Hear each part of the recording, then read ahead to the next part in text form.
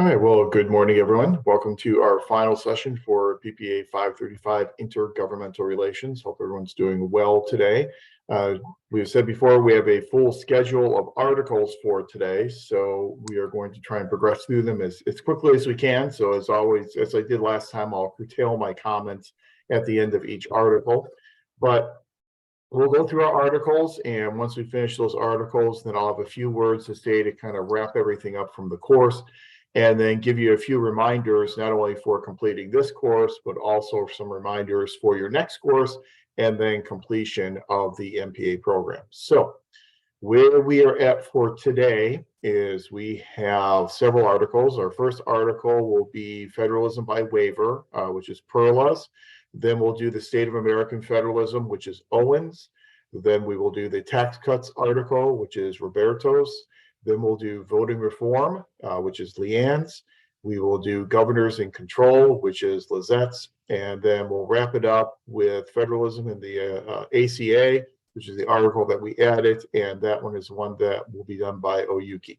So we have a total of 6 articles that we'll be covering today, and as I said, I'll then do a final wrap up once we get to the end. I've enabled screen sharing again, so everyone's able to share their screens whenever your time comes for your presentation. So without further ado, we'll start off with Perla and Federalism by Waiver, and then we'll have Owen and the State of American Federalism then on deck. So Perla, I will turn it over to you. Thank you, Professor.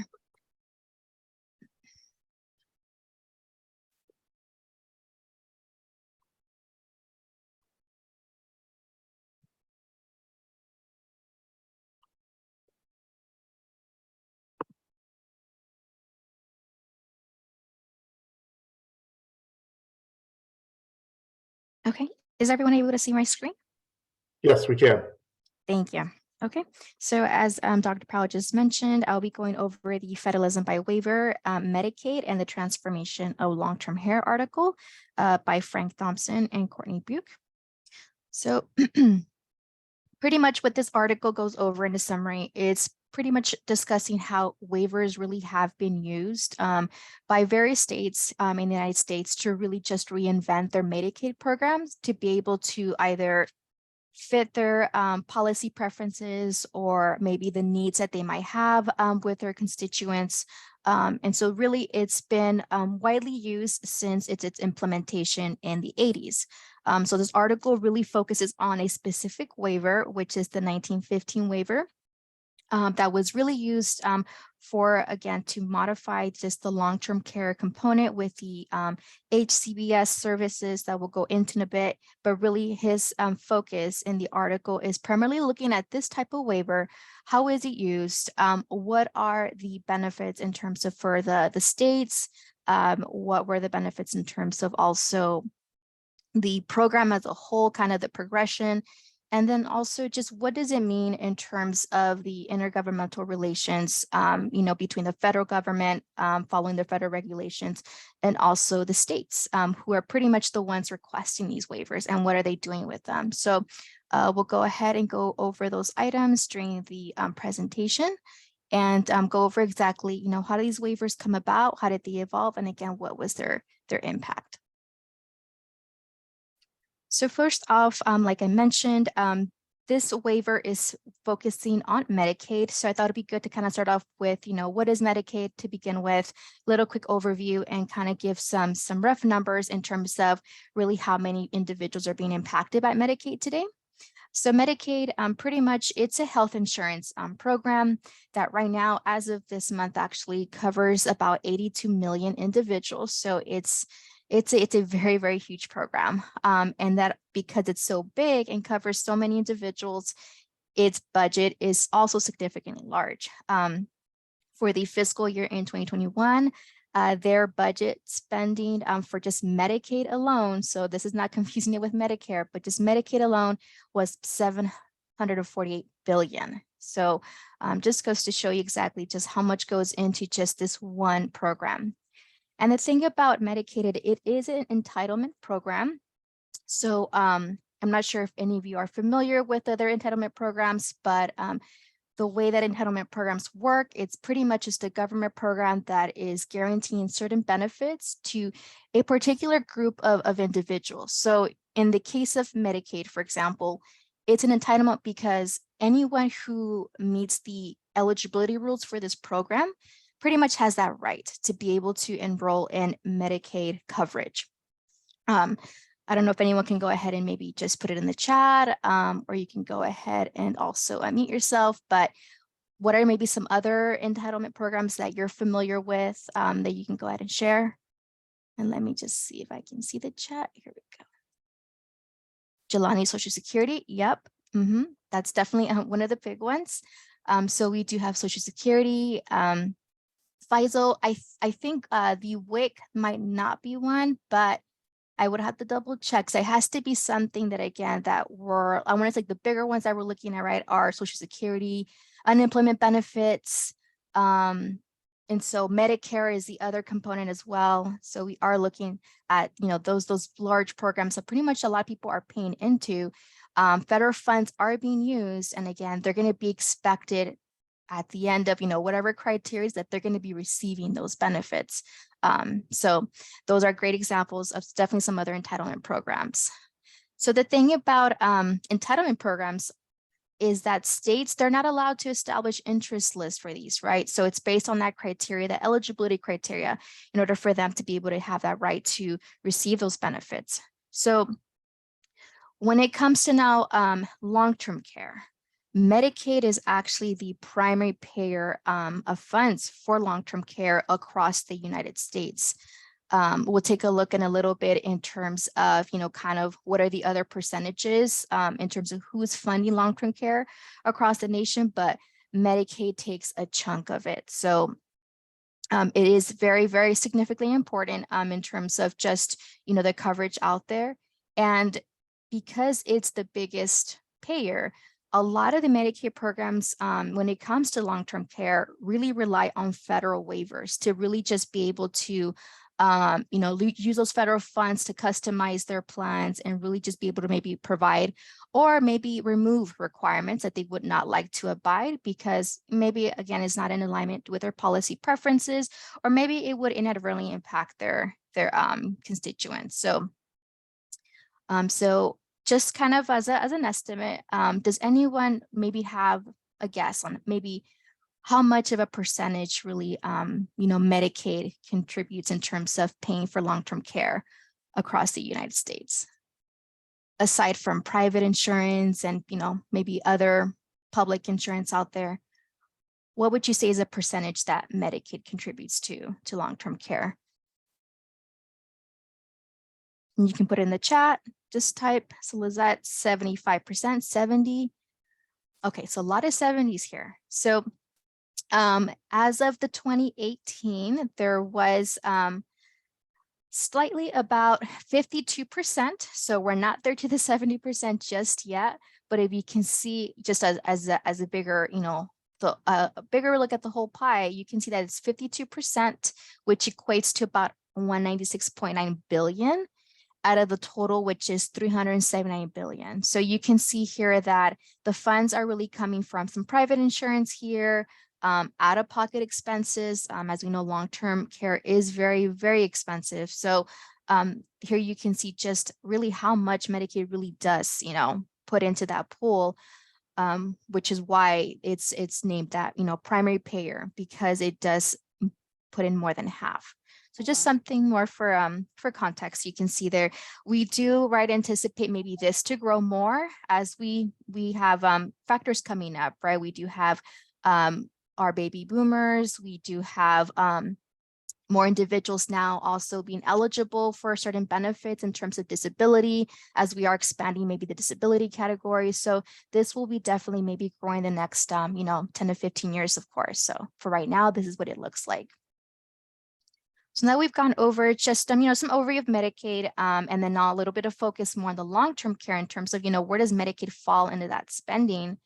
We're going to go over the type of Medicaid waivers that really are the most common ones that we see for long-term care.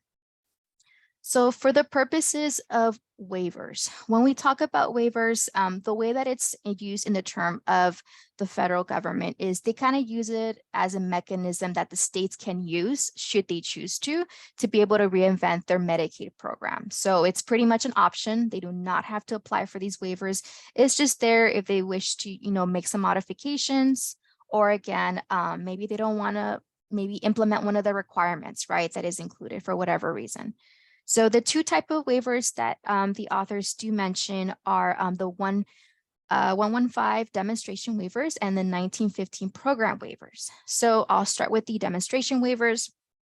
The way that these waivers work are that the purpose is that they're supposed to serve is to almost think about it as a way to do some policy experimentation. So you're trying to maybe test a type of model in terms of healthcare, initiative, or maybe a hybrid approach of some sort. But pretty much the purpose of the waiver is to be able to do that within your state.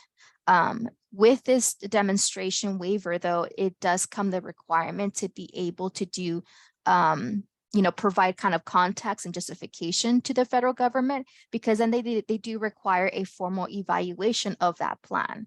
So you're still able to apply for it, just to make sure you provide that information and they kind of assess it and decide, can they grant this waiver? So the great thing about these types of waiver is, in addition to the policy kind of experimentation that comes with it, if it is granted, is it just gives the state kind of that flexibility to customize it as they see fit. And if it yields the results that they're looking for, then they can know, going forward, if they can implement it, just kind of what to expect, because they have played with it, they have molded it with the approval of the federal government. So these waivers do get their authority from the Social Security Act, specifically the section 1115, which is why they are called that. So again, these waivers are pretty much just really focused on the type of just policy experimentation out there. And these are not as popular as the 1915, which we'll discuss right now, because really this is just for the state to use if they wish to do a new model, test something different. So for the 1915 program waivers, these are a little bit more common that you'll see across a lot of the states, actually. These are the ones where they try to just customize the existing program as it is to make it more of a customer-friendly design. So when they came about in the 80s, when they were first approved, they're more focused on providing an alternative healthcare delivery and how services are being delivered. So for example, and in the 1980s, when they were had just approved these waivers, they're really trying to kind of segue away from institutionalization and more into like providing the services that they would still receive in an institution, but maybe in a community setting or in the client's home. So these waivers were more to kind of, develop a little bit more of that approach. So they developed more of a consumer-based approach, taking the customer's feedback or just preference into account. They also looked into one payment systems, so like managed care systems. For those of you maybe who live in Orange County or LA, like if you hear of CalOptima or LA Care, those are pretty much what came with that. They were just like these ways to be able to streamline services and make it easier for this population to be able to receive services in a more consumer-friendly setting as well. So because they're not really implementing a program with these waivers, the federal government does not require an actual formal evaluation. They just need to submit the application, let them know what it is that they're requesting to have waived or modified, and then they can assess it. So these are waivers that most states have been using to be able to, again, customize their Medicaid programs and to make it more in support of ACBS, which are the home community-based services. And so again, just like the 1115, the 1915 program waiver also does get its authority from the Social Security Act, and that is the section it gets it from. So just out of curiosity, does anyone have any other examples of government waivers, maybe they're currently happening right now, maybe in the past, or potential waivers that that the federal government was possibly looking into offering or states looking into receiving?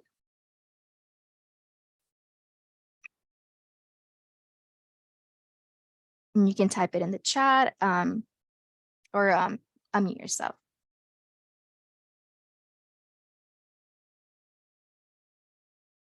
And so I'll just throw one out there.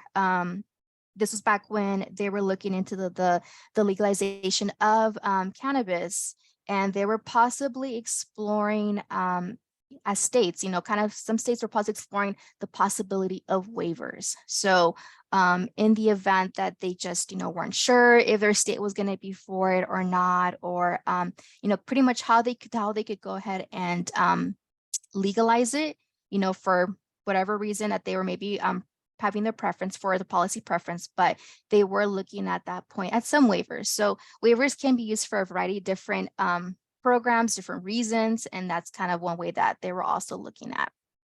And then the last question I have is, if you by chance work in the public sector and you're administering benefits for a program that follows federal or state regulations, have there been times when you've noticed that certain requirements are being waived for a specific population or group?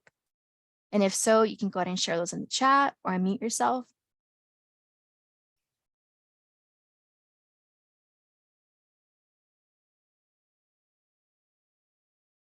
Hey, Carla, it's Lizette.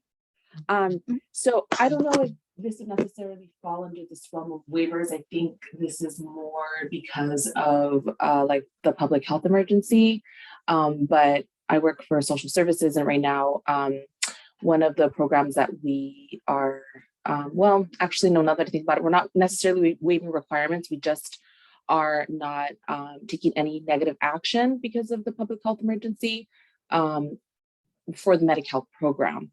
But now that I think about it, I don't know if that would necessarily be another a different waiver program where we're not enforcing requirements right now. But I felt like it was kind of along the lines, perhaps. No, yeah, sure. I mean, sometimes you have, right, like those it's a lift, right? But it's almost like it is a an action where they're not abiding by, the requirements that the program typically entails because of the situation. So what I can bring up is, I know there's certain programs that sometimes waive income requirements or asset requirements, right? Property, just so that the individual, if they're maybe, disabled or past a certain age, they look at those groups and they kind of look, okay, well, we're going to waive, like their income or their property because they fall into that category. So those are kind of like the type of, Medicaid requirements that states have been looking at when they're looking at these programs. They look at, what is the eligibility criteria that maybe we can go ahead and waive, and ask the federal government to do to approve that for us if they agree. So there's just kind of like some ideas in terms of when it comes to requirements, is just kind of looking at them, what are maybe some things that we can possibly waive on behalf of whoever the recipients will be of this program.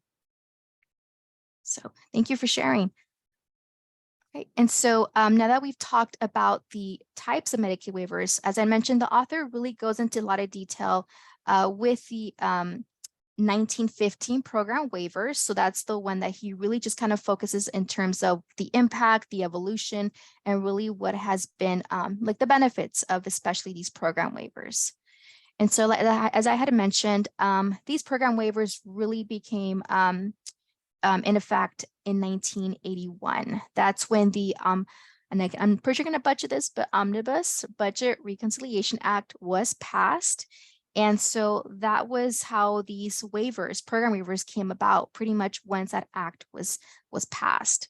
And so what these waivers did is, again, they gave states the option, if they would like to, be able to use these waivers to, again, customize their Medicaid program, specifically, the LTSS, and as we'll get into right now, the HCBS.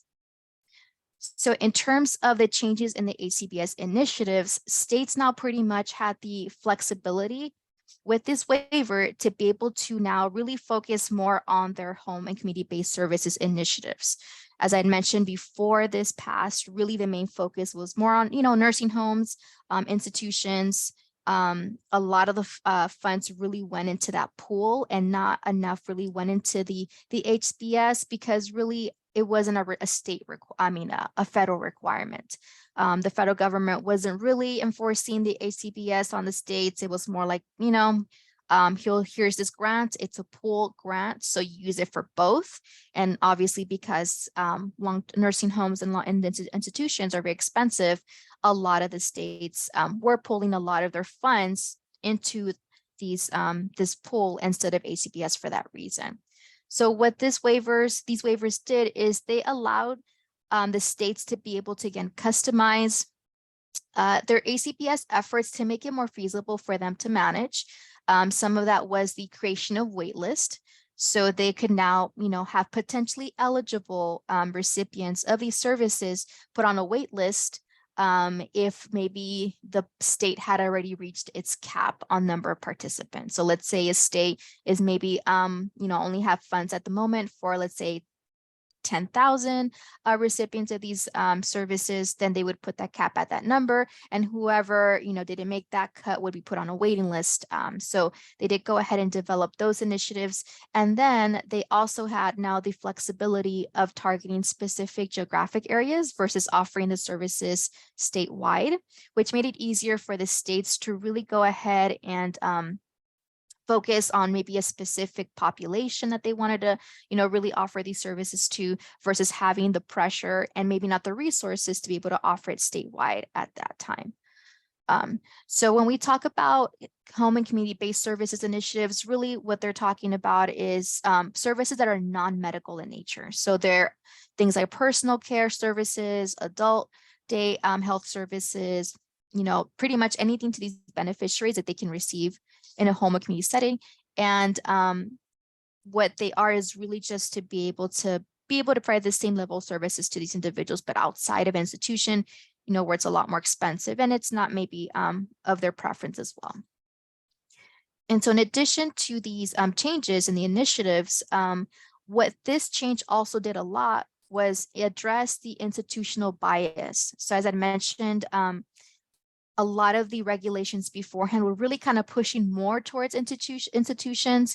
So obviously a lot of the funds were going there, and that was not the route that the Democrats in office at this time, who were instrumental in passing this act, really kind of wanted the healthcare to go. So they did go ahead and also pass that to kind of push away from this bias and address it, because again, in the earlier decades of Medicaid program, institution was kind of like the dominant form that was being used. So now that it's they have this option of a waiver, they're just kind of hoping that it just gives more also of a states of an encouragement to kind of want to use it more, because now they have the option to definitely take advantage of these funds, in addition to these flexibility like options that they can go ahead and take use of.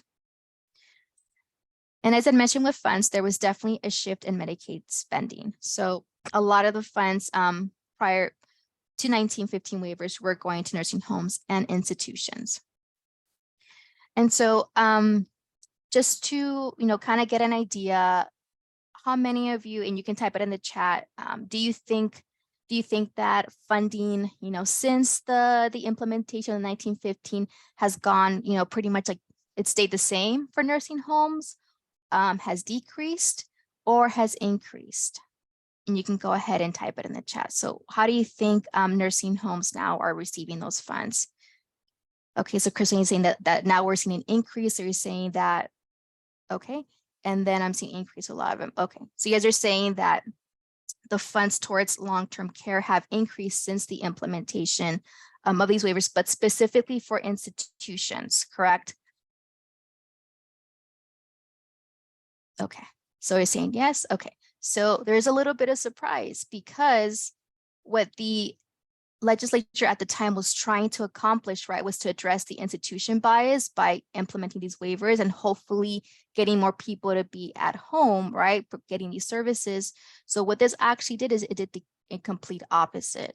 So we started seeing now in the green, which are the institutional services, kind of dwindling over the years, because now the HCBS were starting to increase, because they realized, you know what, nursing homes are so expensive. We now have this option to have state waivers, right, that can still give us now funds. They can match us. They can go ahead and give us these funds to be able to now customize these services. And we're not tied into that same, pool that we had with these long-term care facilities. And so if you've also noticed, kind of we're increasing here, and then here we kind of get at the middle part in 2010. There was also, right, since then, the passing of the American Disabilities Act. So there's a lot of movement here in terms of legislature being passed that was really pushing for disabilities, more rights, more access. So that's why we definitely see now a little bit more of that transition towards more funds being and more spending being done on the ACBS side and a little bit further away from the institution. So we'll see if that does continue the next coming years. We are seeing, like I said, that increase, but look how, it took a good, more than 20 years to be able to kind of look to see that, but it's been significant. So some examples of some 1915 program waivers. You may have heard of these, or maybe you've worked with these before. These are the ones in California. So every state does have a couple. California happens, I think, to have about 7 that are active right now. And so these are the ones that are currently active. Personally, I've only worked with, I want to say, one of them. And that is pretty much because we do get some of these waivers at the county level. Typically, with the way that waivers work is depending on what the waiver criteria is. If the individual meets that eligibility criteria, they can then go ahead and apply for it, and whoever is implementing that program, whether it be the county or the state, they kind of have to, review it. And if they're granted that waiver, then they're granted that waiver. And that individual is either exempt from whatever, requirements that waiver grants. So I've definitely, like I said, you'll maybe see these a lot more, I think, as we have a growing more population, older population, but these are definitely the ones that we currently have right now.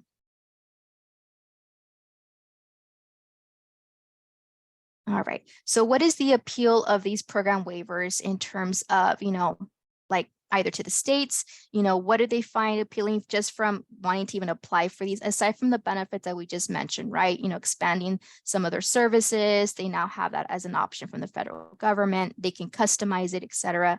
So we'll kind of list some of these out. So the first one being the expansion of services. So we had talked about how right now, they no longer, with the approval of these waivers, have to do statewide. They can target a specific region. So that's what these waivers do. They allow themselves to maybe do an expansion through a phase approach.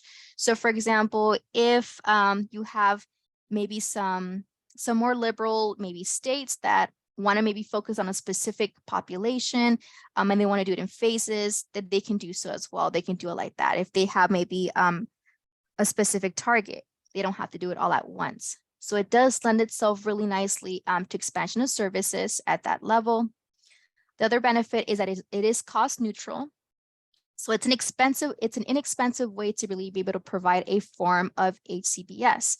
So what cost neutral really means is that what Congress requires is just that these waivers be what's called cost neutral, meaning that the cost of these waivers is pretty much going to be less than or at least equal to whatever the expenditure will be for someone in a comparable population, but who is an institution. So obviously they wouldn't be giving us these funds if it was more expensive, but that's just like the requirement that they have in place. So it's,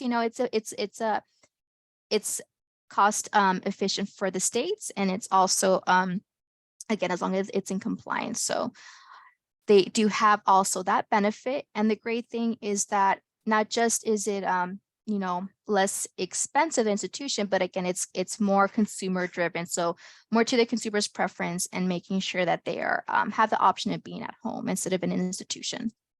The other benefit too that states really like is that it lends itself really well to vertical policy learning. So what that means is that when vertical policy is taking place, that just means that whatever federal law that we see kind of come to fruition is now being reflective of what we're seeing at the state level. So that means that those policy, makers were listening, they were maybe monitoring the ACBS activity at the state level, or they were hearing and paying attention to congressional hearings where this was being discussed. So an example of where this did happen was with the Deficit Reduction Act of 2005. So what happened with this act was this act was able to go ahead and actually make into federal law some of the changes that states could only previously access through a waiver. So for example, with the passing of this law, states now had like the authority to be able to use whatever services HCPS waivers gave them, but now obviously at their level through their own regular program. So what this entailed was, again, they could now create their own waiting list, they could put a cap on the enrollment, and they could limit their services to a certain geographic area. So those services that we had talked about earlier being available through the waiver were now officially legal through this act. So that was a form of vertical policy learning, showing that, again, a waiver is a way to be able to get to that where maybe it's a part of waiver now, but it eventually becomes federal law in the future. So another appeal was the flexibility. So it appeals to states with a diverse commitment and capacities. So for example, if you maybe have conservative states, right, that maybe don't want to have too much of a generous HCBS program, they can choose to maybe either put smaller caps, maybe have more control on their expenditures. They can do that because the waiver does allow itself to that flexibility. And then last but not least, devolution. So what that is referring to is pretty much is the transfer of authority from the federal government over to like the state government, where they're now pretty much having some authority and oversight over these items. And so the way that waivers are now being seen is more as a license instead of maybe what it was being viewed in the 1980s, which was more like I want to say like, as you're getting not some sort of legislature, but it was a lot more formal. And so now with devolution is that states are able actually to just go ahead, apply for their program waiver as you would maybe apply for a business license. You submit it to the federal government, they review it, they assess it, make sure it's complete, and then they can let you know within a short time frame, instead of maybe having to go through a lengthy process of like a 2-year period, lengthy paperwork, and then also having like the issue of cost. So that kind of went away with these waivers in the Clinton administration. They did go ahead and kind of revamp the process a little bit. So it almost kind of gave a little bit more authority now back to the states, but then in essence, it reduced the federal oversight. So, and I just have a quick question here. How many of these factors do you think are influenced by partisan polarization? So would you say all of them, or maybe just a specific one?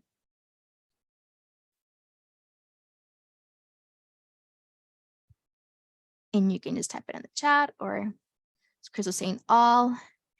And yes, you are correct, Crystal. All of these are heavily actually influenced by partisan polarization.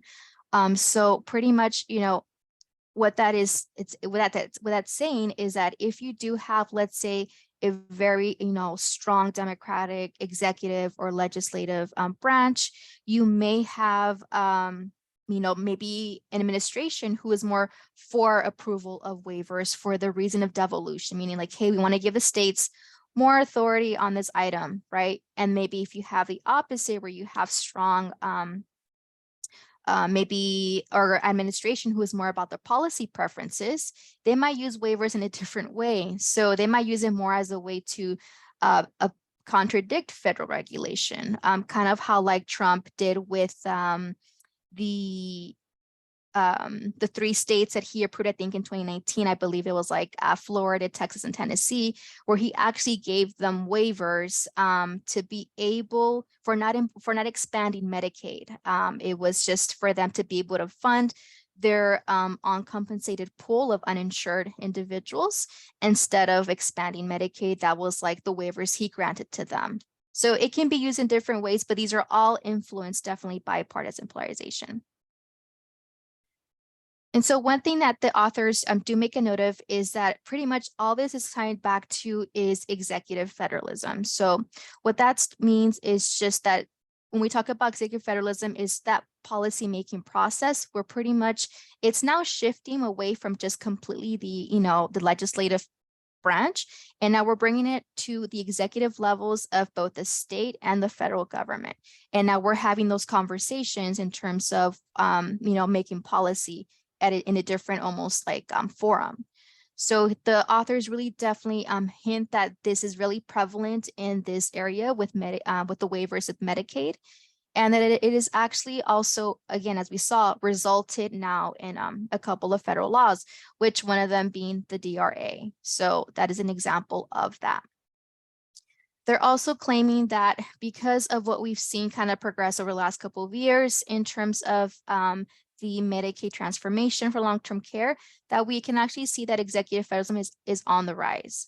But as I just shared, partisan polarization is the biggest indicator of whether or not waivers are approved and for what reasons that they're approved, because really it just depends on how that administration either views waivers, if it's more as a way to give again the authority to the states, or if it's more of a way to kind of tackle existing federal regulations.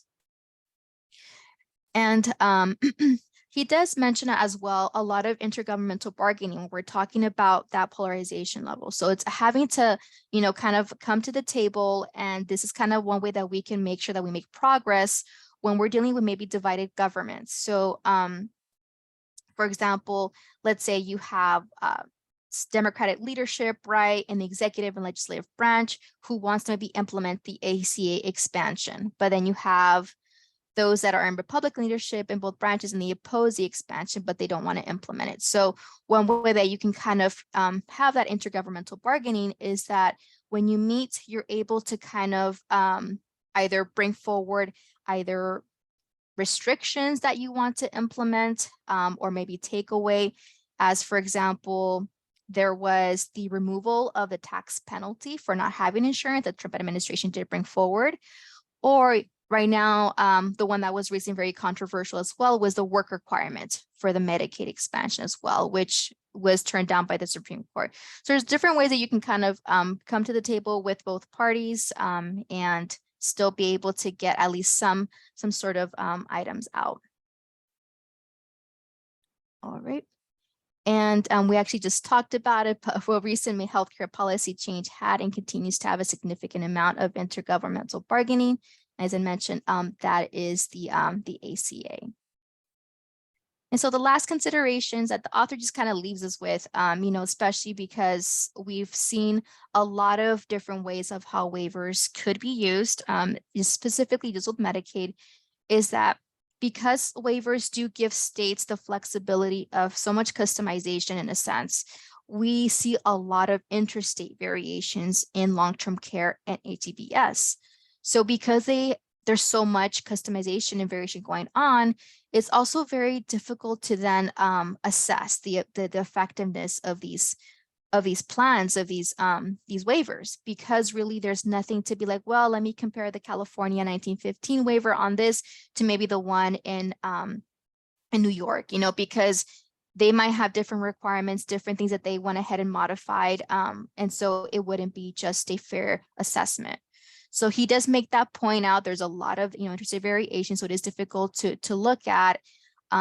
So for that reason, he also calls for that the need is for additional research on these waivers to really see if are they being effective, really how are they being pursued or brought forward by the different I want to say groups, whether it be maybe the governors, maybe advocacy groups, like who's bringing forward the ask for these waivers, and then looking to see what are the consequences of these waivers. Do they have maybe long-term effects that the states aren't looking at, such as, for example, we mentioned some of them having waiting lists. So they are, he did make a point of that we just don't have enough research to be able to really see, what are the true implications. So it's something that he just wonders, where really is the future of waivers, is because we still need some additional information.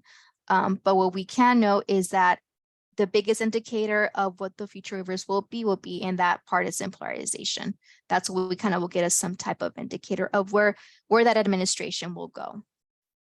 And then last but not least, we have definitely seen the use of waivers as effective policy tools to definitely bring forward change.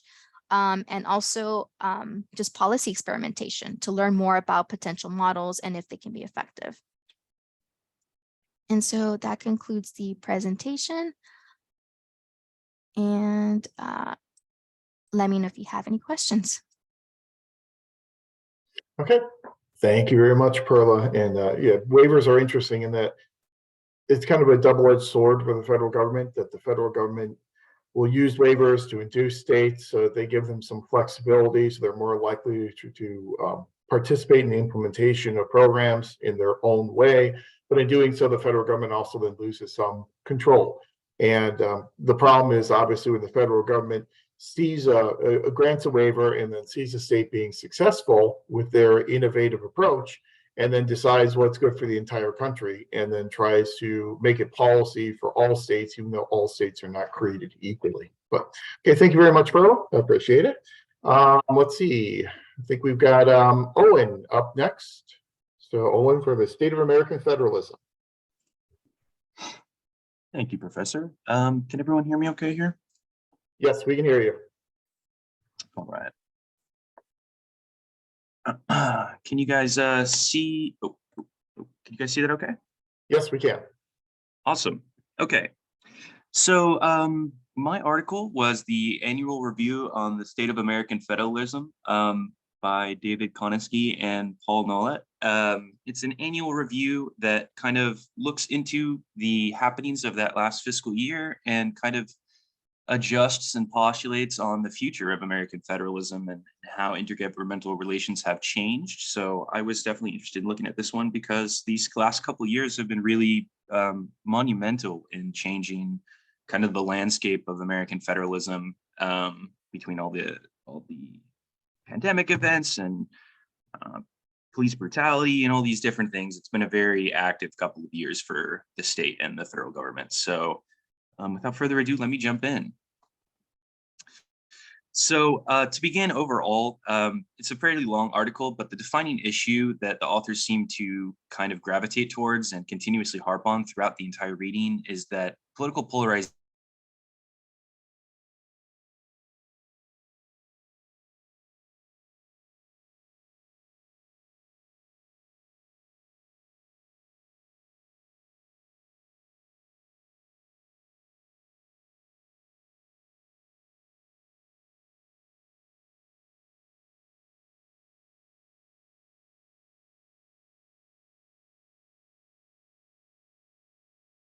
seems to be the most pressure. Sorry. They're the most divided they've been in decades, and ideologically they've grown further and further apart and have fewer and fewer bipartisan issues that they can agree on and form legislation around. So this is why we see a declining will for bipartisanship in the national legislature. This has resulted in a lot of legislative and congressional gridlock that really leaves no other option for politicians that look to get things that want to get things done, or executives that want to try and have some sort of legacy or impact policy, because their only avenues left are really to lean into the executive orders or to empower federal agencies to take on more of that responsibility and supersede some of the authority of the states.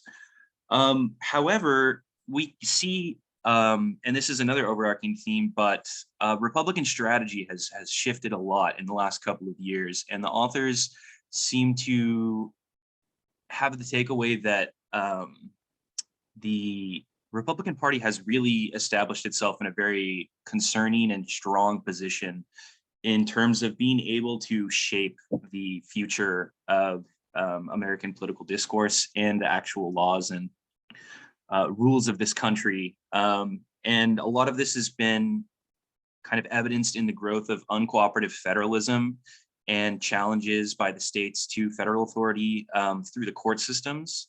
So, most recently, well, not most recently, but there's multiple examples of this, but the overturning of Roe and several, the overturning of Roe as a result of several states pushing the boundaries on their abortion laws to encourage the SCOTUS to take a look at it is just one such example of this new uncooperative federalism in which states look to fill in the gaps of power. It's a Grodson theory, but the cracks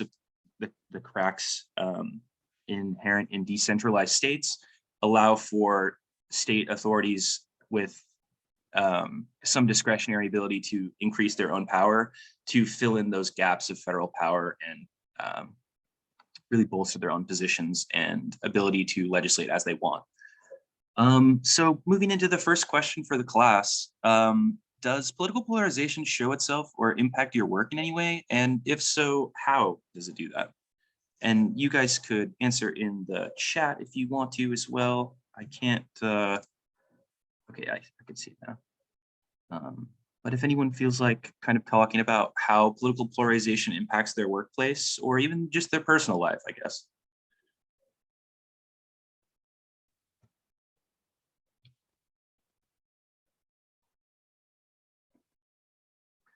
I know it's kind of early, so no worries. I think I'm in a kind of tough spot because I'm not working for any sort of public agency or not working for any local governments or anything like that. But I definitely see political polarization in kind of lots of aspects of my life, between personal life and work. I guess to speak about work, the CEO of the data center that I work for consistently rails on about Gavin Newsom and his policies regarding energy use because we're a data center, we use a lot of energy. And he's consistently framing things as an anti-democratic tirade of, it's us versus them. And, there's no, again, it's not a political organization, but there's no willingness to engage with the other side on any sort of debate, negotiation, cooperation, deal making.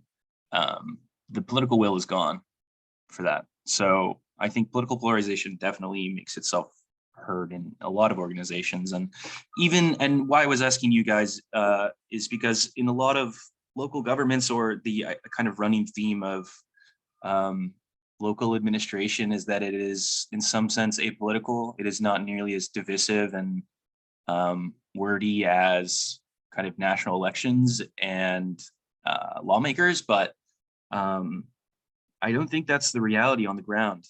This polarization affects everybody, and even in the local governments, it's kind of impossible to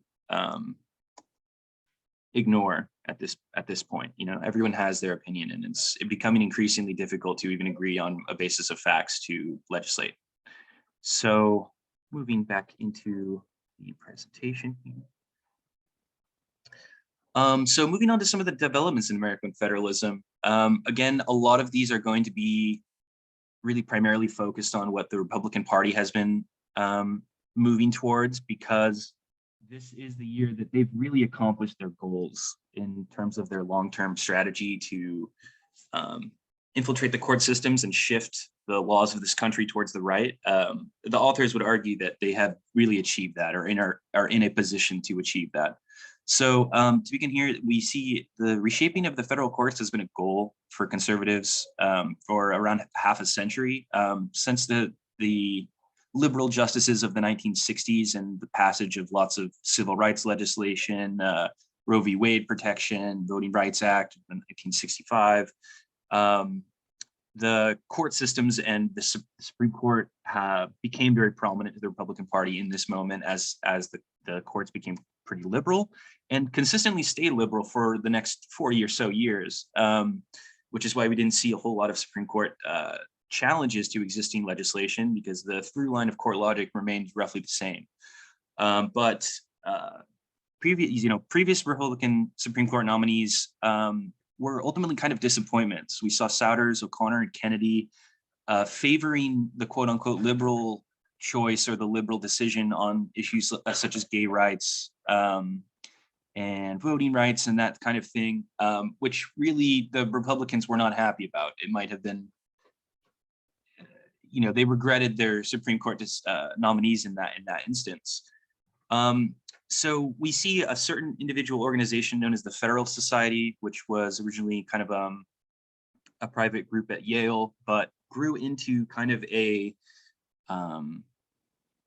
rating system that kind of looks at conservative justices and gives them ratings. So in the Republican Party's quest to fill the courts, they now have this federal society that has conservatively rated judges and a short list of essentially loyalists to conservative judicial interpretations, and they can appoint from that. And that's where a lot of the 3 Supreme Court justices that Trump nominated were all nominations of the Federalist Society. And then we see, aided by McConnell's successful blocking of many of Obama's federal court and SCOTUS nominees, there was tons of vacancies as Trump entered office, and he was able to appoint over 200 federal judges and 3 Supreme Court justices, which have really long-term and drastic ramifications. This is a huge stacking of the federal court system with those 200 judges, and then the 3 Supreme Court justices flipped the balance of the court to favor the right. And we've seen these couple landmark Supreme Court decisions trickle down from that control. And in tandem with this development, Republicans have also targeted control over state legislatures.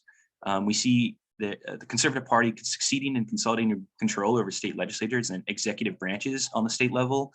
Over here on the graph, we see a somewhat outdated, but it's existing within the 2021-2022 time period here. But we see control over state legislatures in totality, and the number in Republican versus Democratic control is pretty staggering, because we see Republicans have 30 states with complete partisan control over the state legislature.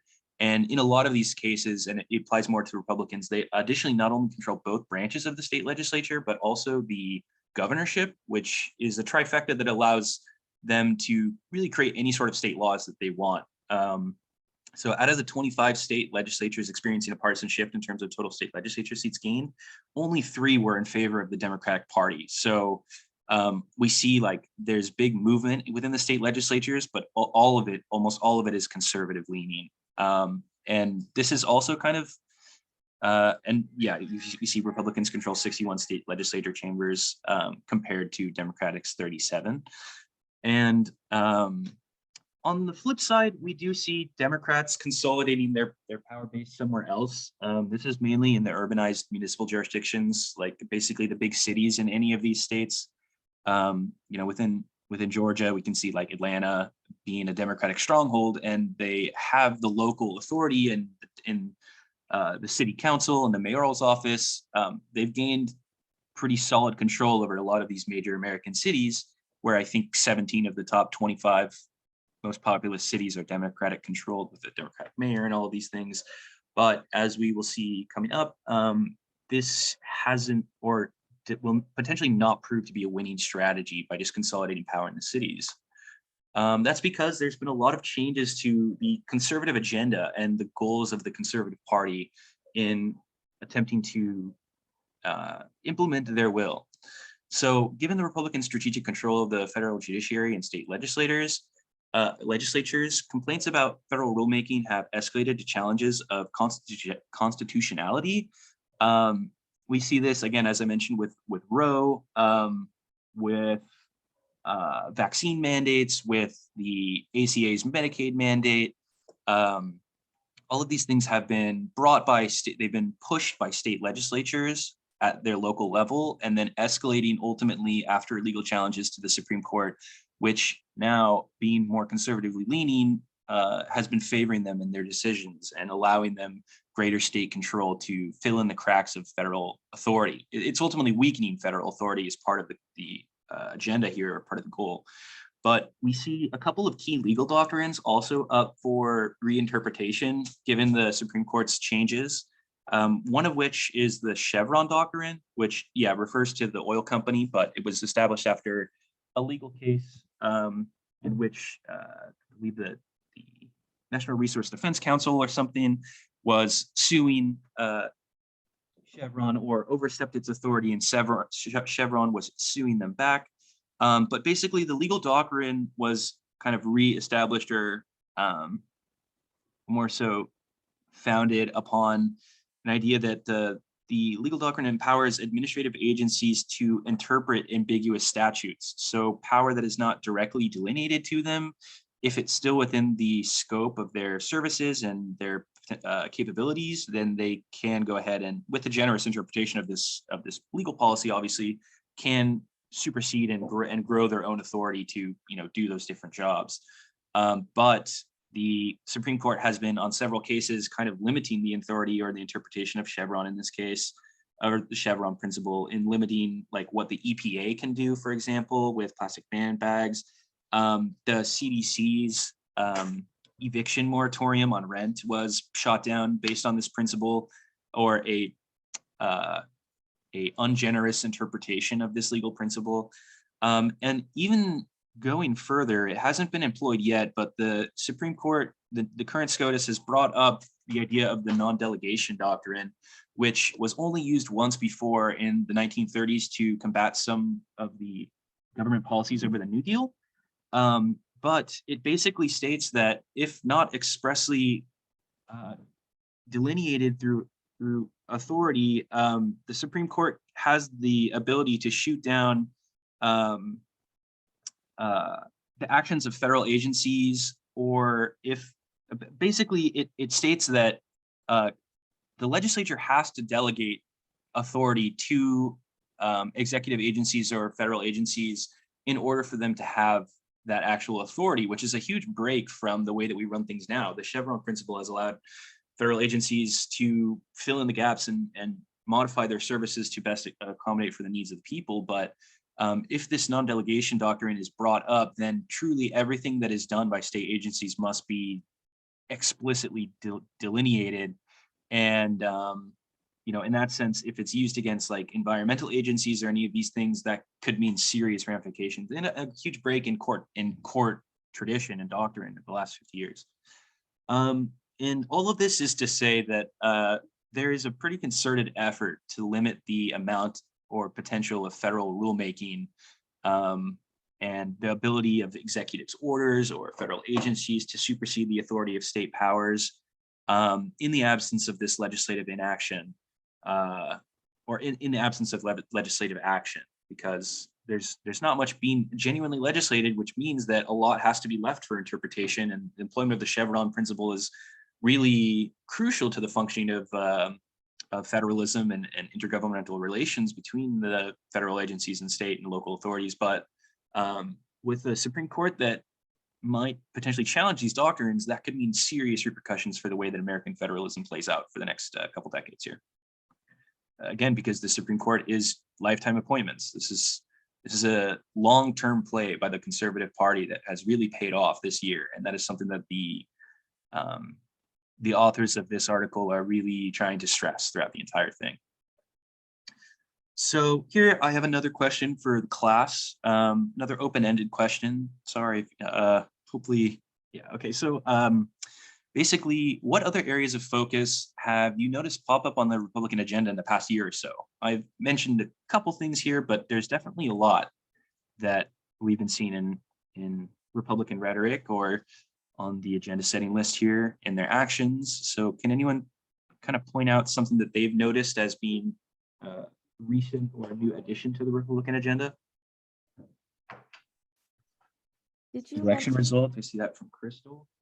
did you mention a good already one. school boards? Oh, sorry, go ahead, I didn't hear you there. Sorry, I'm wearing a mask if you can't hear me. Did you mention already, sorry if you did, their school board focus? No, I haven't mentioned that. I've noticed a lot of more focus in the last year or so, give or take, on local school board elections. Yeah, definitely. And ideas of, critical race theory and trans rights and all the hotbed culture war issues that have been encouraging people to get involved with school boards and that kind of thing. Definitely an influential choice, or yeah, they've switched up the tactics, definitely. And I'm seeing a lot of other really interesting answers here. Election results, definitely. Voting fraud, yeah, I'll get into that a little bit I think the next slide here. Definitely questioning the election results after the 2020 election.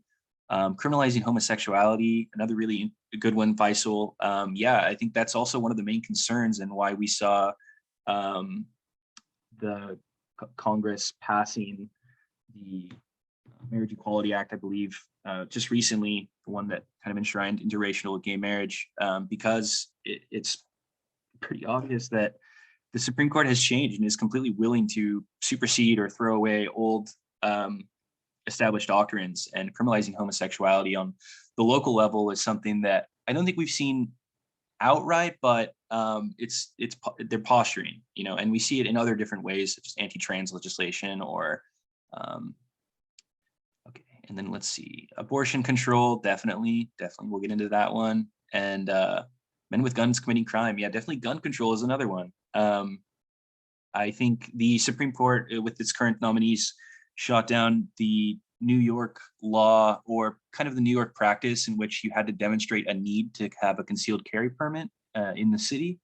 And they ruled that that was an unconstitutional provision, and you don't have to demonstrate a need to have a gun. It's in the Second Amendment, and that was their interpretation. So we see the shooting down of different gun protections and gun regulation, definitely. Really good answers. Thanks for the participation, guys. Yeah, and so again, we've seen a lot of movement in the Republican agenda, lots of new issues that pop up, and new priorities, basically. And moving on, we see some more developments in the American federalist system. We see the federal courts and state power over elections. This is mentioned in the last one as one of the things that has popped up on their radar, but the idea of eroding at voting rights, or making it more difficult to, under the pretense of voter fraud allegations and, stop the steal kind of things, with the support of conservative federal judges in the Supreme Court of the United States, conservative state legislators have strengthened state authority in voting and election process at the expense of the federal government. We again see kind of these states going their own route and determining their own election laws, and in the absence of strong federal oversight or regulation or mandates that can stick, the states are allowed to do this. And we see it further being kind of eroded at by the Supreme Court, in that the interpretations of some of the statutes of the Voting Rights Act of 1965 are being questioned, including like poll taxes, like, it's pretty crazy. Some of the laws, I believe there's some, I think it might have been Texas or some law that like prevented you from holding water in line, and just really ridiculous limitations on mail-in voting, mail-in ballots, really strict interpretations of the signatures and the authenticity principle that, a reasonable person could anticipate that this is a correct or proper ballot, this is their signature, but different interpretations would allow them to throw those votes out. And that in states like Georgia, which were extremely close in this last election cycle, that can, though a single law like that can eliminate or create thousands of votes. And that is as close as the race was. So it could flip the results of the election, which again is part of what the authors are really worried about, is that the resounding effects of these institutional infiltrations by the Republican Party really threaten to erode at the way that the system works currently. We have cooperative federalism and intergovernmental compromise kind of happening at all levels, but as the new courts and the new state legislatures try to make their moves and adjust accordingly, they've really been reclaiming a lot of the state power back for themselves and eroding at the federal power. Like I said, we see adoption of more restrictive voting laws in conservative states, and it also opens the door for more egregious redistricting in the absence of independent redistricting commissions, and that can also continue to really trivialize elections, right? These are undemocratic measures that kind of limit the authenticity and the truthfulness of the electoral process and the democratic process. Because we know gerrymandering is complete baloney, it's ridiculous.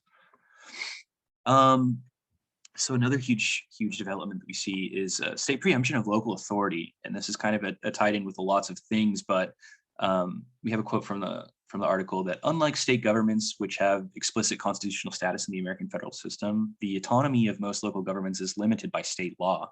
Only 10 states break from the Dillon principle or the Dillon's law that kind of explicitly limits their, or doesn't expressly limit their authority. So for most states, they are limited by what the state is deciding, right? The local authorities cannot supersede state authority in the same way that state authority can supersede federal authority in certain circumstances. So we see Republican-led state legislators are using this authority to limit or overturn liberal policies in blue cities. As we mentioned before, the Democrats have really consolidated their power in these blue cities and all the big major metropolitan areas around the country. But if they exist within a Republican-led state legislature or Republican-led governorship, these states are using their authority to limit the types of policies that these states can institute for themselves when it comes to like plastic bag bans or any of these different things. We see a lot of preemptions preventing it in a lot of these states that have Republican-led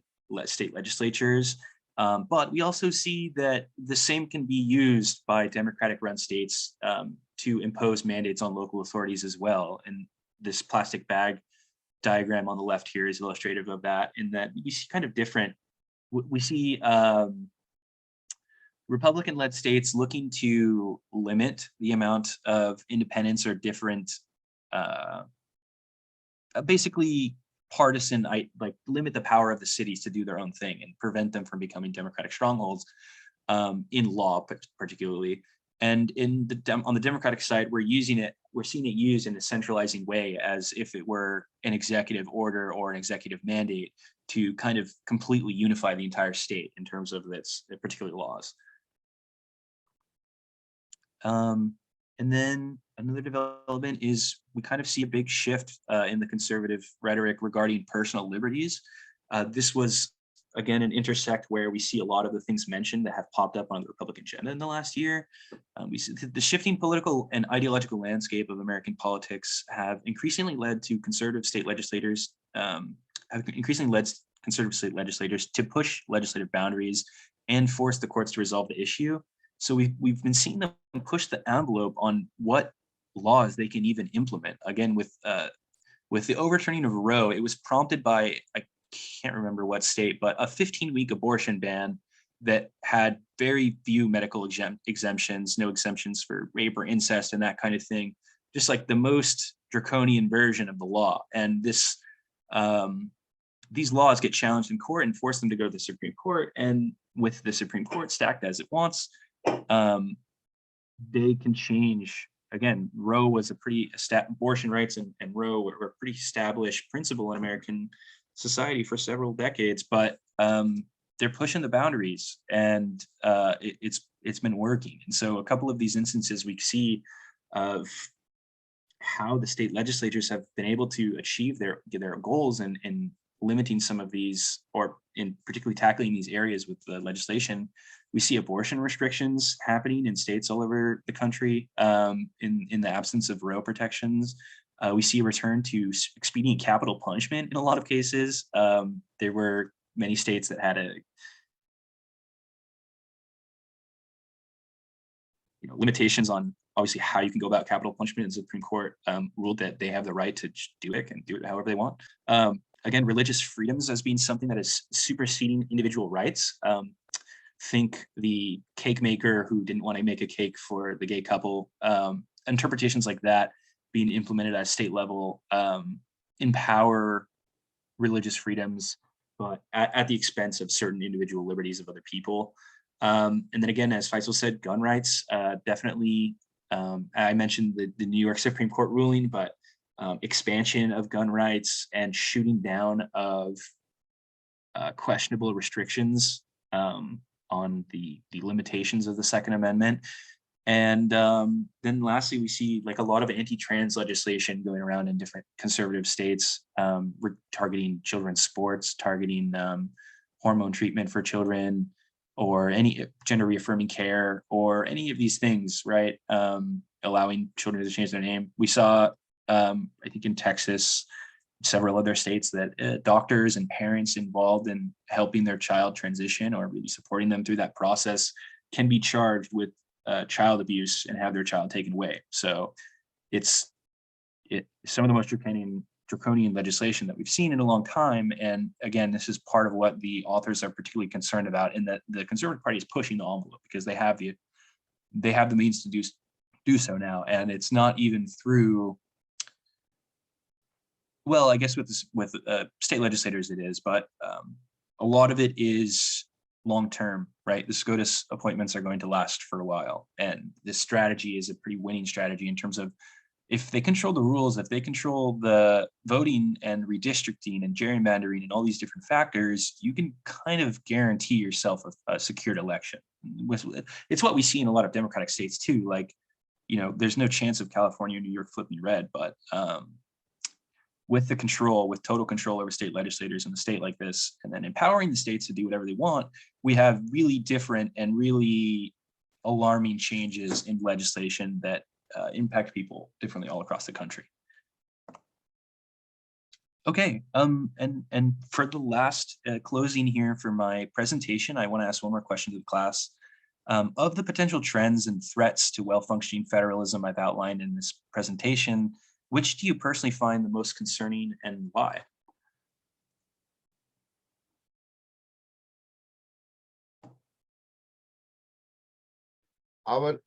Right. Hi, Owen. This is the Faisal here. Hey, Faisal.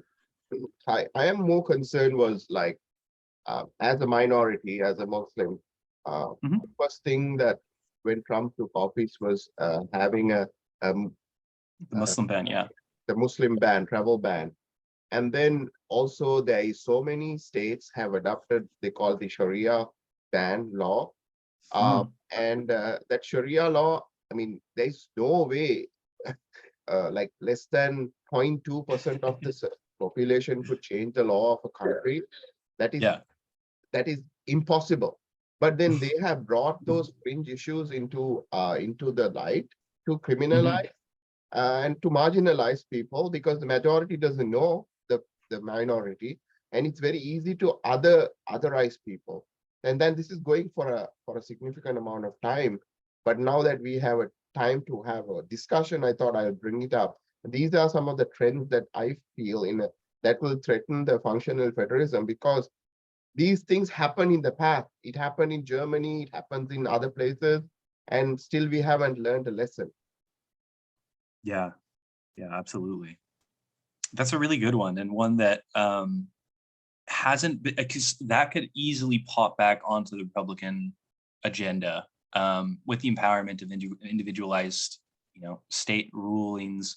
It would be curious to see if individual states try to implement a similar type of ban as the Trump administration implemented in their first term.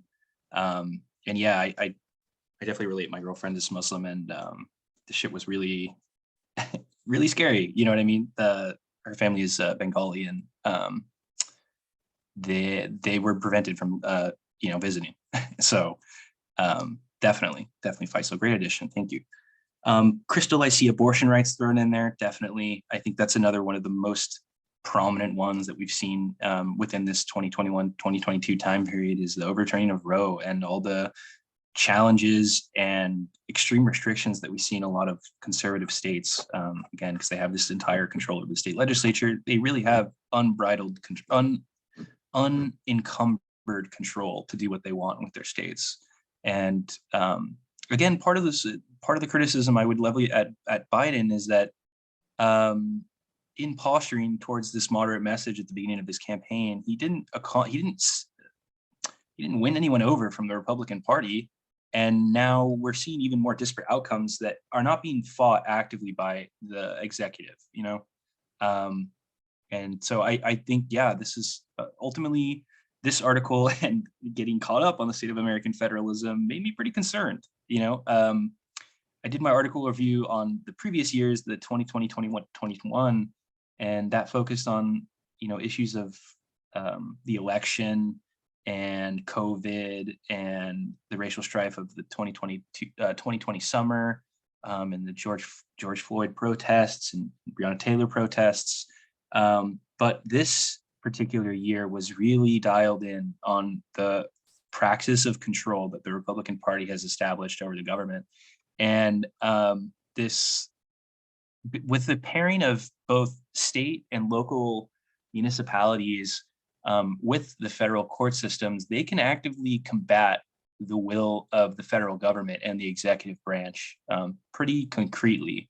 And so we really see a threat to the proper functioning of multiple level cooperative federalism. And in that sense, this has been a pretty monumentous year for our business here, for our livelihoods. So with that, that concludes my presentation. And if you guys have any more questions, feel free to ask. So Owen, I thought I'll share something because you mentioned that Biden administration was very soft on certain things. I always argue that this is the two-party system. Although we see it's like the same two sides of the same coin.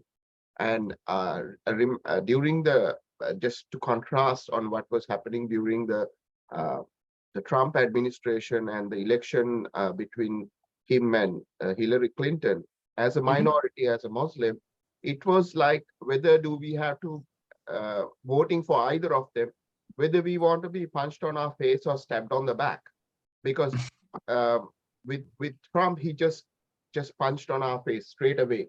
With Hillary, she like stabs you on the back. She doesn't like, she sees like there's two types of Muslims. One is a bad Muslim, the other one is a good Muslim that spies on the bad Muslim. So either you fall onto those two categories, you're like, still you're bad. So it's like they will want to be punched on your face or like stabbed on the back. So this will come back and back, because this is kind of like, the way I see it, it's not a big difference. It's just same old party with two faces, with the different kind of people that have. This is just, but they're all friends. Our bottom line is they're all friends at the end. I can see that. And I think also it's worth noting that while this article and most of my presentation really focused on like the praxis of control that the Republican Party has achieved, the Democrats would do the exact same thing if they achieved that praxis, you know? Controlling the federal systems is a path towards achieving your ends. But yeah, in a lot of ways, the two-party dichotomy is, I mean, a travesty in terms of like what actual nuance is allowed in this country's debate, and the type of ideas that continue to be espoused. You know, but the nuances are lost, and I think you're pretty apt in describing. Yeah, I think Clinton and her. You said it really well in that if they're not fighting. If you're not actively fighting the bad Muslims, you're also a bad Muslim in the mind of the American State Department being run by Hillary Clinton at that time, you know, and in that sense, yeah, we see really threats on both sides to our freedoms and the functioning of federalism and human rights and freedoms and all these things that we thought were so established in this country, but we see them being threatened more and more. And yeah, I think another really great addition, Faisal. Thank you. Yeah, also I wanted to just to finishing, I don't want to, like, we cage children at the border. I criticized that thing with Republicans, and then they said was like, yes, Trump caged children at the border, which those cages were made by during Obama's time. So Trump caged the children in Obama's cage. The cages Obama built. So I don't know what was the idea behind Obama administration to build cages in the border. Yeah, I mean, you're totally right, and that's another policy issue which aesthetically they claim to be different on, but as soon as the Biden administration came to office, talk and the public panic over what was happening at the border disappeared, you know. And even for the liberal voter base that was supposedly very galvanized and worked up over the, you know, again, the caging of children at the border, that rhetoric really fell off of our radar very quickly. And yeah, you're totally right in that there are very quite a lot of similarities between the two parties. And you know, with the election system being modified by all these current developments and trends and stuff like that, I wonder if we'll see it even continue to get worse, because we see the polarization of both parties kind of splitting apart in messaging. and the idea that bipartisanship is kind of falling to the wayside is a prominent theory, but we do still see a lot of overlap in terms of their actual policies. And I think it's worth noting that a lot of this stuff is intrinsically tied into the way in which America views itself as a world policer, and the desire or the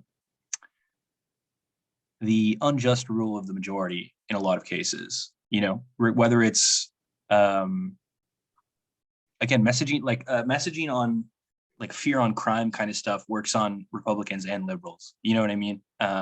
Things like that. We're not so different in terms of what we fear and what we ultimately come to legislate on. So. Thank you very much, Owen. Very well done. Thank you, Faisal, for your contributions. And yeah, I would encourage you, even when this class is over, every year the State of American Federalism article is published in Publius, and been doing it for many, many years now. And I certainly recommend that you, in the future, each year, take a look at these articles, because I think they do a really nice job of giving us a microcosm of where we are in American federalism in relation to salient issues of the day. And Owen, you are right. The primary theme that comes out of this State of American Federalism article is this idea of polarization. And we have become more polarized, and there are a variety of reasons why we have become more polarized. One reason, as you pointed out, is that the Republican Party has been very adept at being able to win state legislatures. The Democratic Party has been very good at winning presidential elections, especially the popular vote in presidential elections. You go back to 1992, and I think the Republican candidate has won the popular vote in the presidential election one time since 1992. So whereas the Democrats are very good at winning the popular vote in presidential elections, Republicans have been very good at winning gubernatorial elections and winning state house and state senate elections. The important thing about that, obviously, is when you win state house and state senate elections, is that thing gives you the power to draw your district boundaries. You can draw district boundaries for state house and state senate. You can draw district boundaries for your representation in the House of Representatives. And as we have gerrymandered these districts, and again, it's something that each party does. It doesn't matter if it's Republican or Democrat. Republicans, Democrats are both equal offenders when it comes to political gerrymandering. So we gerrymander these districts, we create safe districts. When we create safe districts, then in order to win a safe district, you have to appeal to the voters in the primary, and the general election is not that important to you anymore. Because if you win the primary, you're going to get reelected to your seat. And so you have to play to the wants, needs, and desires of the ideological extremes of your party, which then pulls the Republican Party to the right and pulls the Democratic Party to the left, hollows out the middle, makes it much more difficult for us to gain agreement in that middle ground. And also, the second reason is the Republican Party, as Owen pointed out, and we all know, has been very, very good at shaping the federal judiciary. And one of the lasting impacts of the Trump administration is obviously not only the appointments of the Supreme Court that has really shifted the Supreme Court more conservative in nature, but also throughout the entire federal judiciary, whether it be in terms of district court judges, appellate judges. The entire federal judiciary has kind of shifted to the right. And when you have that shift to the right, you end up with more of an emphasis on states' rights and state sovereignty and trying to shift power back to state governments.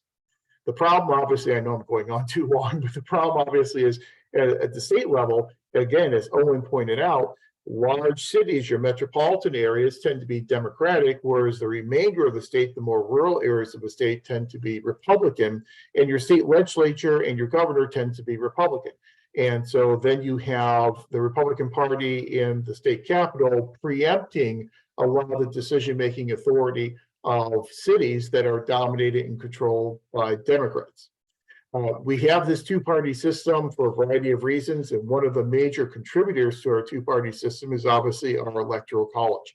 It is exceedingly difficult for a third-party candidate to win electoral college votes.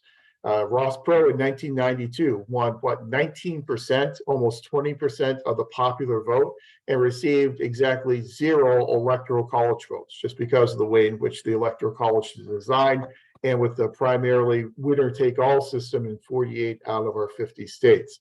So when you have the electoral college perpetuating the two-party system, and then you have built-in incentives for the parties to gerrymander districts and create safe districts, it leads to this polarization. And when you have this polarization, it makes it much more difficult for us to get things done in Washington, D.C. And you have a situation where when you have Republican control at the state level, as well as Republican control in the federal judiciary, you have this reemergence of the states' rights approach and decentralization, devolution back to the state level of government. I'll stop there, but there's a whole lot of good things to talk about. Owen, you did a very nice job covering the article, but keep the State of American Federalism article in mind each year, because it really does give us a really nice snapshot of where we are in our system of American federalism. Okay, I'll shut up now. Next up, we have Roberto and the tax cuts article. So Roberto, I'll turn it over to you. Thank you, Professor. Great, I'll go ahead and get started now. Hi, everyone. I will be facilitating the discussion on the article, Trying Not to Lose Ground, State and Local Government Advocacy During Passage of the 2017 Tax Cuts and Jobs Act by J. Wesley Crone. So this article primarily examines the priority issues of 57 intergovernmental advocacy organizations during the legislation passage.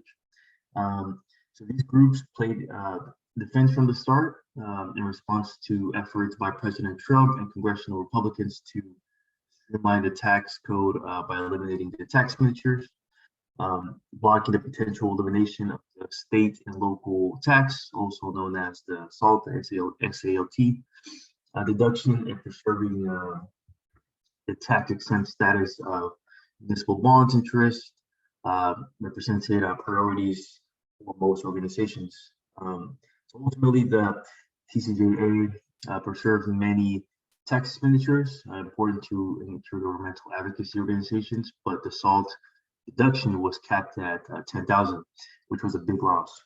So the article also looks at when and under what conditions intergovernmental lobby influence federal policymaking.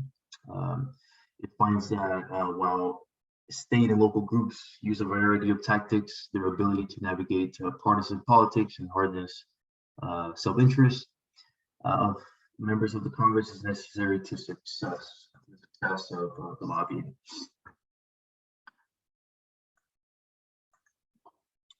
So I'm going to do a little overview of the tax reform, just in case you don't remember the 2017 tax reform. So President Trump signed the TCJA on December 22nd, 2017. The legislation's predecessors, the Tax Reform Act of 1986, was passed by a bipartisan coalition seeking to create a more fair and efficient tax code by eliminating the tax expenditures for special interests. The TCJA was primarily driven by Republican majorities in the Congress and President Trump. The final act passed the House 227 to 203 and the Senate 51 to 48 with no Democratic support in either chamber. The TCJA protects about approximately $1.4 trillion over the 10-year period. The law kept 7 tax brackets for individuals and cut tax rates in most brackets. The top rate decreased from 39.6% to 37%, and the amount of people paying no taxes was estimated to increase from 44% to 47.5%. So the standard deduction almost doubled, rising to $12,000 for individuals and $24,000 for couples.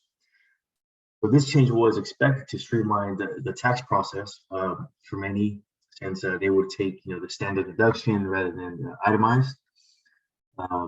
These changes were offset by eliminating or reducing the number of deductions, including limiting home mortgage interest deductions on expensive homes, eliminating deductions for home equity loans interest, and capping at $10,000 the amount of state and local taxes that could be deducted.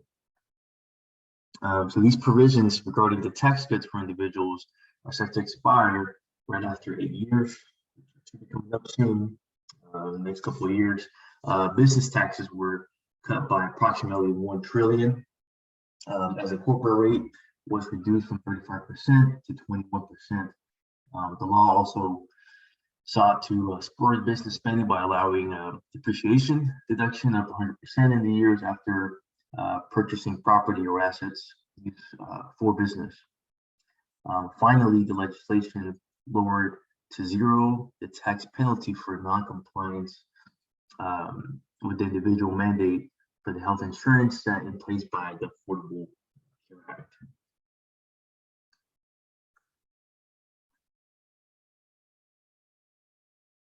So the author's main point is pretty much analyzing the successful aspects of lobbying. So the author examines the significance of lobbying and the role it played in the 2017 with the Tax Cuts and Jobs Act. The article highlights the role and defense played by the advocacy groups in the that opposed, the new tax cuts. The Trump administration prioritized passing this reform since the start of their administration, and the tax cuts aim to eliminate some tax expenditures which impacted by corporations, small businesses, owners, and advocacy groups amongst various stakeholders.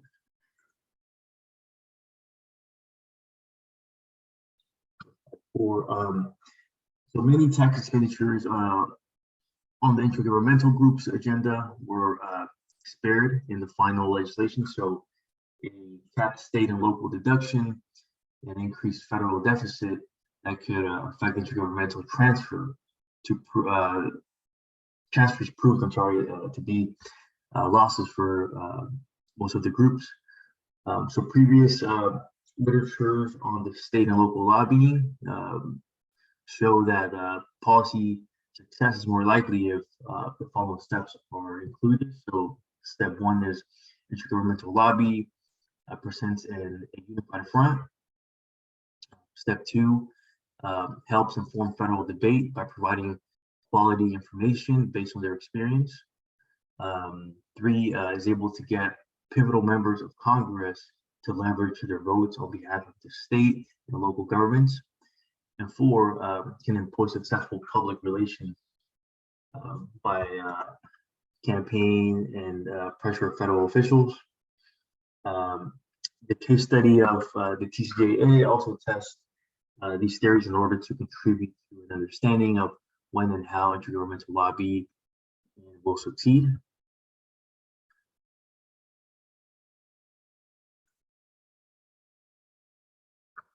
So some questions that I have here is, after we reviewed the Tax Cuts and Jobs Act of 2017, how did the tax cuts 2017 impact you, and how satisfied were you with the reform?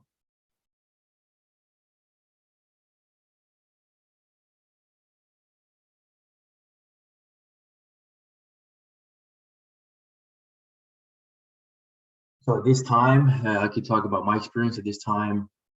I was finishing up UC Santa Cruz. I was still a student, so I was not working full time. But I remember the people I used to work with, they didn't really see a benefit or a negative impact, on their returns or on what they really felt like most of it was, go back to the question. Most of it was just benefiting, the larger corporations, and they understood that idea that the money they were saving, these corporations would be reinvested right back into the communities, right, or by bonuses or by salary raises. But they didn't really see the actual benefit themselves. If anything, they were more scared to see what would happen in the long run, right, with the low-income families.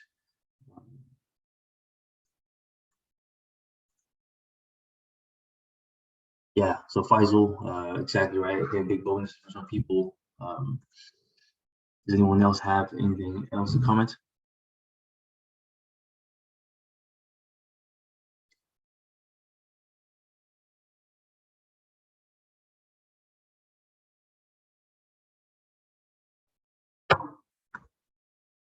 I'll chime in that it didn't help us very much.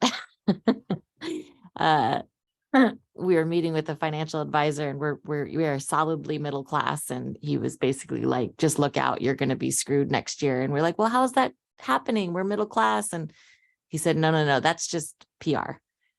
And we have owed every single year, and it's for people who we get the maximum taken out of our paychecks. We do everything by the book, and we have owed every single year. So it hasn't been great for a lot of, I think, solidly middle-class people. Great point. Thank you for that. Yeah, I know, and that it also differs for state. I know obviously Texas and California are different than other states, but yeah, it'll be interesting to see what happens, in the next couple of years. I think some expenditures are set to expire in 2027, I believe. So it'll be interesting to see what happens in the future.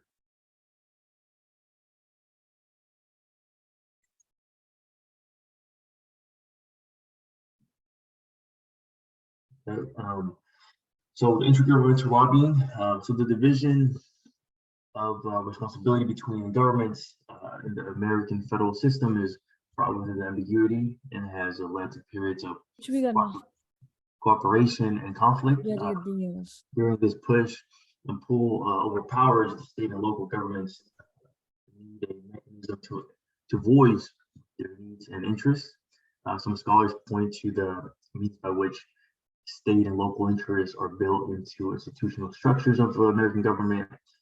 These political states and local advocacy in the 2017 tax law. Safeguards of federalism include the localistic nature of the House of Representatives, the composition of the state-based Senate and the Electoral College, congressional redistricting, and a political culture that is oriented towards decentralization. So these political safeguards have not always protected the interests of the state and local governments from federal infringement. So leading state and local officials to develop informal or extra-governmental political safeguards that encompass people in their public capacities trying to influence government action. These institutions find a voice primarily through intergovernmental lobbying organizations that advocate before Congress and the executive branch. The intergovernmental lobby represents two distinct constituencies of the state and local government. The first composed of the state and local office holders, usually elected officials who are considered policy generalists. These include organizations such as the National Governors Association, the United States Conference of Mayors, the National Associations of Counties, and that have been well studied in previous research. So these organizations focus on larger issues of intergovernmental relations, examining them in light of overall role of the state and local governments and the federal system. The second group is the policy specialists, consists of bureaucratic professionals in state and local government. They attempt to influence federal policy within the context of issues related to their specific agency affiliations. Policy specialists want federal funds or assistance targeted to their policy fields as a way to direct money to their favorite purpose and protect it from other claims. Contemporary intergovernmental lobbying groups have accepted that the federal government is the prime player in the American partnership and do not actively espouse an agenda based on federalism. Rather, they seek as much money and decision-making authority as possible when federal programs are instituted or reauthorized. This is not to say that state and local organizations are unconcerned with their spatial interests in the federal system, but rather it shows a pragmatism based on the fact that members of Congress are incentivized to achieve policy outcomes rather than concern themselves with the functional authority in the federal system. Even when spatial concerns related to federalism are an issue, is often wrapped in ideological links of political parties.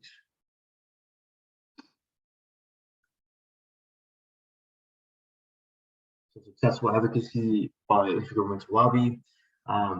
Research points to 4 primary mechanisms that create the conditions for positive results. So first is maintaining a united front amongst a diverse array of intergovernmental lobby organizations creates the impression that there is no official state and local positions on an issue. Second, providing policy expertise on the effect of potential existing policies, assist in the deliberative process that helps federal officials make informed decisions in line with state and local priorities. Third, if intergovernmental groups can harness a member of Congress with a pivotal vote to agree with their cause, they have the ability to succeed. And finally, high-profile publicity campaigns can help state and local groups cut through the noise in Washington, D.C. and get their issue on the agenda. So one key to success is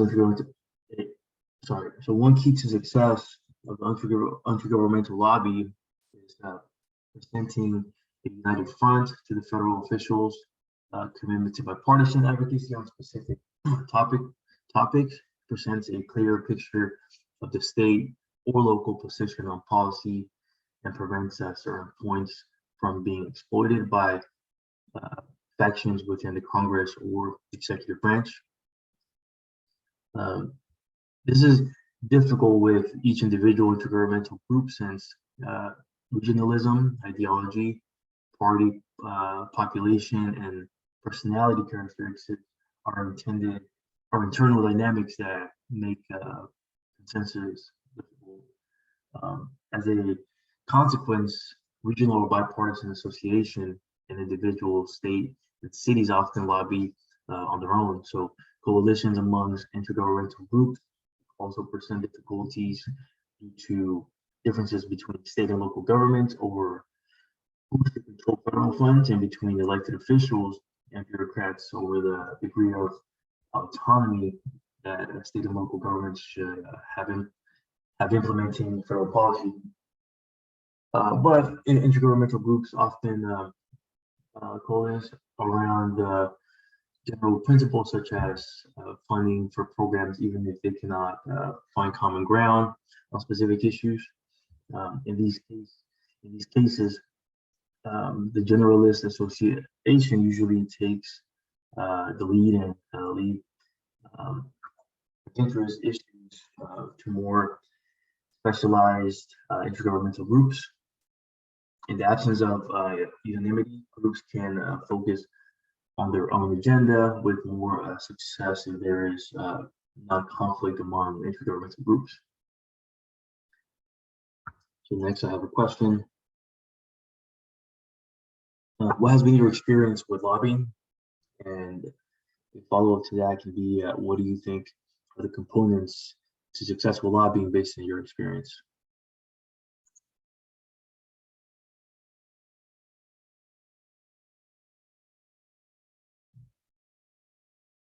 So I can talk about my experience. I work for Disability Rights California, so each year DRC develops bills, right? Ideas to fix issues affecting people with disabilities, so based on priority, political climate, and approval of board directors. We decide which bills, if any, we'll be supporting that year, and then work to persuade the right legislators and take position on certain bills.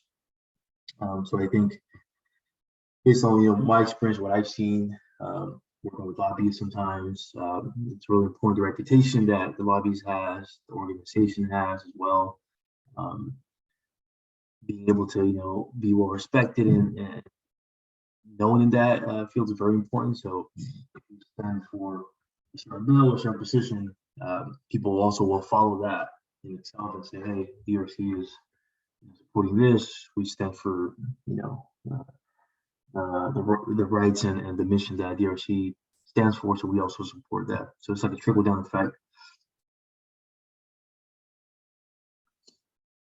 Anyone else have any comments on that?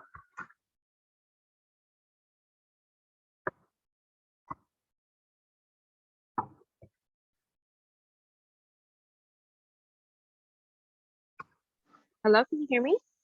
Yes, I can hear. Yes. So this is Janine. So I had some experience with lobbying when I worked with the councilwoman. We were definitely approached by different lobbying members in support of both like state legislature and even from the Senate and Congress. So it was quite interesting because a lot of it had to do with building a relationship with the council members or different politicians. And I definitely saw it more as like, oh, hey, just make sure you sign on to this. And it wasn't really informative. Or I feel like I didn't see that it was very informational. It was more of like, because I know you're a lobbyist and I know you're cool and you're on this side of like this line, you're gonna support it blindly and just be okay with it. And there was definitely a lot of letters that came in that they were already written, and it would just be up to me to say, oh, well, we're just attaching the councilwoman's name to it, and we're supporting this this legislature, or whatever it is that was being supported by the lobbyists. So it was definitely very relationship based. That's a great point. Yeah, a lot of it is building relationships. Giving quick rundowns and descriptions of what you're supporting and trying to just be known. And that's why I think I was talking to a lobbyist at DRC, and it's hard for some new lobbyists to kind of get in the picture, because obviously you start from the bottom and start building relationships. So it's much easier for older lobbyists to support certain ideas and get pushed right from in collaboration with other members, which also trickles down to hiring. Right, a little side note: when we were hiring for lobbyists at DRC, and we always see this tendency of hiring older lobbyists, right? Because of the connections that they bring. So great point.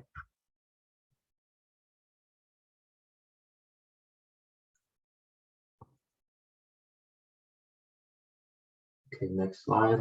So the state and local tax deduction. So opponents argued that the SALT deduction distorted the real effects of the state and local taxes by subsidizing them through federal tax code. Residents in high tax states were not feeling the full effects of the tax policy because the SALT shifted the cost to federal government. It was also considered to be regressive, since the wealthy were more likely to itemize that's benefiting them disproportionately. So, for example, it was estimated that in 2017, people with incomes over 200,000 would receive an average tax break of $6,295 from the SALT, while middle income people making $50,000 to $75,000 would only receive $249. That's a huge difference. The fact that high tax, so the blue states, California and New York, not to mention every state that voted for Hillary Clinton in 2016, had above average use of the SALT deduction, made its elimination a low-hanging fruit during the Republicans' driven tax reform.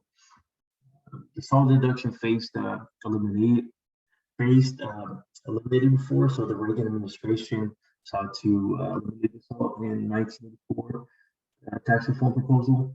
the final version of the tax reform law enacted in 1986 included the SALT, but eliminated the deduction for sales tax. The issue surfaced in 2005 when President George Bush advisory panel on federal tax reform included its elimination as one means to simplify the tax code.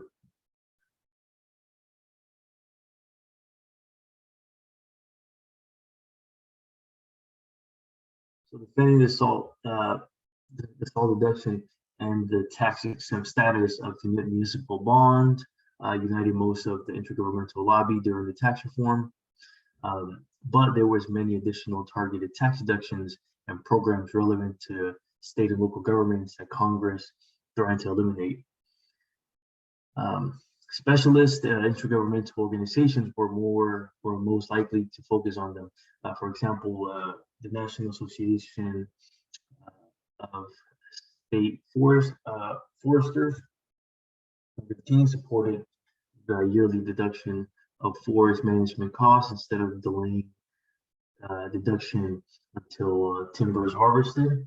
They argued that this helped encourage family forestry businesses. Another example is a National Association of Government Defined Contribution Administrators, which supported keeping the 457 plans, retirement plans used by state and local governments from being consolidated with the 401k and the 403 plans. The following case studies of education, neighborhood development, and transportation policy provide an overview of intergovernmental lobbying in 3 policy domains that were populated with the state and local groups.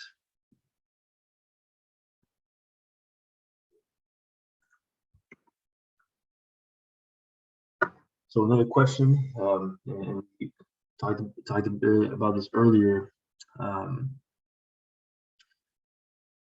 Will provisions, be renewed? Will you be impacted, or people you may know? What do you think will happen with the provisions in the upcoming year? So no significant TCJA provisions are set to expire in 2024, but 23 provisions are scheduled for expiration in 2025, most notably the reduction in the individual income tax rates and the 20% deduction on qualified business income for pass-throughs, increases in the child tax credit, the standard deduction, and the alternative minimum tax. So how do you think the changes will impact you, in years ahead?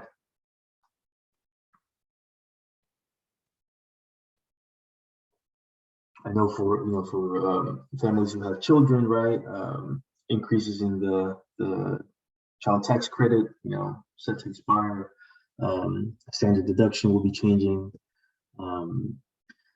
So do you think something will happen with these provisions in the upcoming years?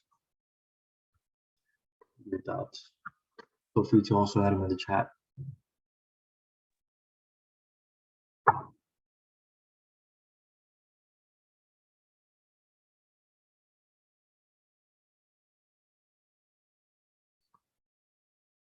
I'll chime in that the only saving grace for us has been the slight increase in the child tax credit. It has helped offset all of our other losses to slightly. So it just seems like any of the perks, as minimal as they were, if they're going away, is going to hurt the working class people, which are really the churners of the economy. And I know working with LAUSD, a lot of the families have been relying on a lot of the tax credits and relief monies that have come in if you have school-age children, in forms of the debit payments and just a lot of aid that has come in the last 2 years, in addition to all of the other provisions that the state has provided in terms of rent relief and eviction moratoriums and things like that. So I think in conjunction, all of the changes expiring, not just these, but in conjunction all together, I can't help but be a pessimist that this won't bode well for everybody. Great point. Yeah, and especially low-income families, right? They're really the ones who will be impacted the worst in years to come. So hopefully, there's changes in the future and things get passed. I know even for me, big help that I got was the deduction or credit. I believe it was from the program. Actually, it was from getting your master's or some type of higher education. That was really beneficial on my part. But besides that, yeah, I mean, it'll be interesting to see what happens.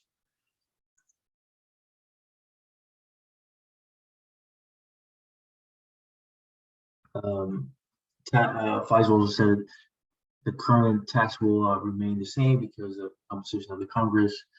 Talking of debit payments, I have not received the funds once I received. Yeah. Okay, great. On to the next slide here.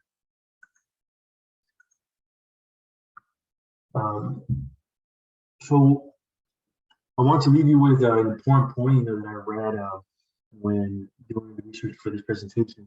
I found a couple of articles that talked about the importance of low-income communities getting involved, right, in advocating for policies that impact them. It's not happening, in the past. A big challenge for these communities is the lack of understanding, what is happening and how they are being impacted and how they will be impacted in the future. A lot of the jargon that goes around during the reforms is complex and difficult to understand for everyone, let alone people who have lower literacy levels, right? So I believe that there needs to continue to be a push for plain language material that breaks down, the complex information for these communities. Doing so, will allow everyone to, everyone that's impacted, right, to have a say in these changes. Try to, support or reject certain reforms on that note. I think there has been some progress on this end. I know at DRC we have received some grants to focus on plain language and language accessibility. I see that some states are also starting to,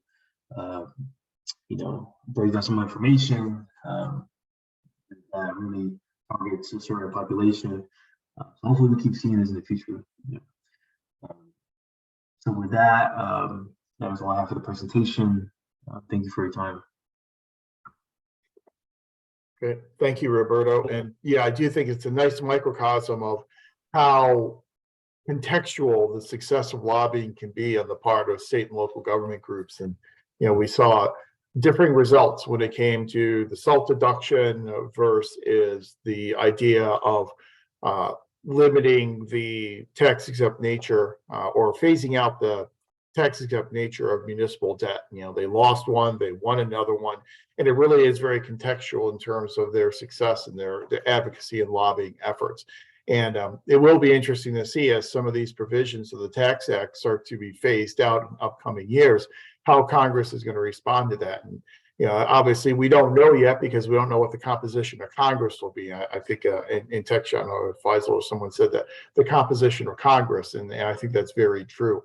Especially in the House of Representatives, because remember, constitutionally, all revenue-related bills need to start in the House of Representatives. And so we'll see what the composition of the House looks like after 2024. So very good. Thank you, Roberto.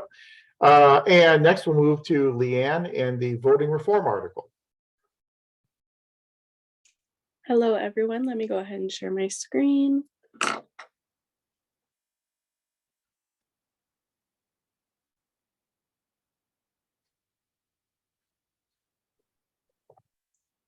All right, are you guys able to see my screen? Yes. Awesome.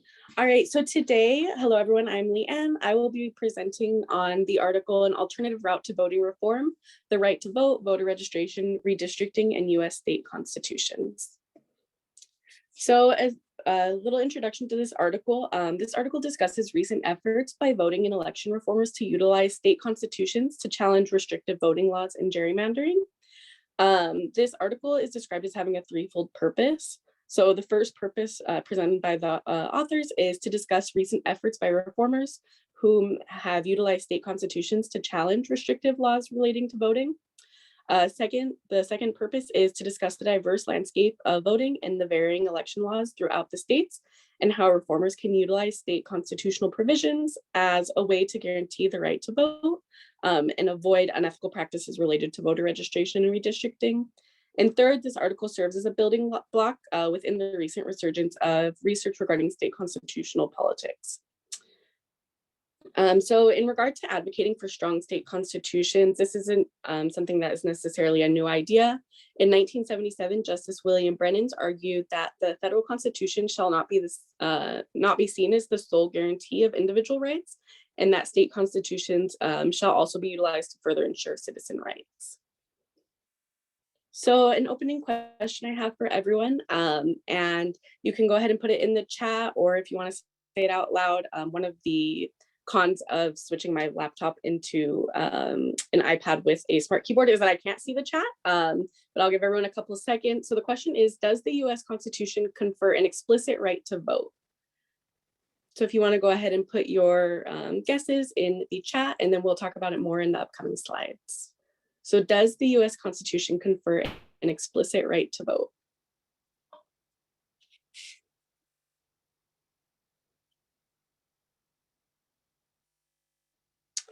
All right, so we will go ahead and move on. So federal minimalism is really apparent in election law. The US Constitution actually never explicitly grants the right to vote for anyone. So our answer to our last question is no, it does never explicitly grant the right to vote in the original Constitution. However, there have been several amendments that have been passed over the past several years that explicitly grant specific groups voting rights. So for example, the 15th Amendment granted African-American men the right to vote. The 19th Amendment granted women the right to vote. The 24th Amendment banned poll taxes, and the 26th Amendment gave the right to vote for all people 18 at the age of 18 or older.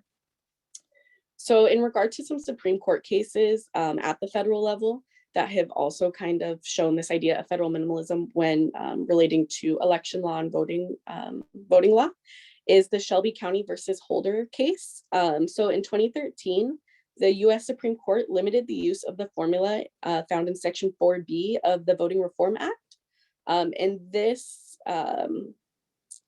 formula determined which jurisdictions had to seek federal pre-clearance for changes in voting or election laws.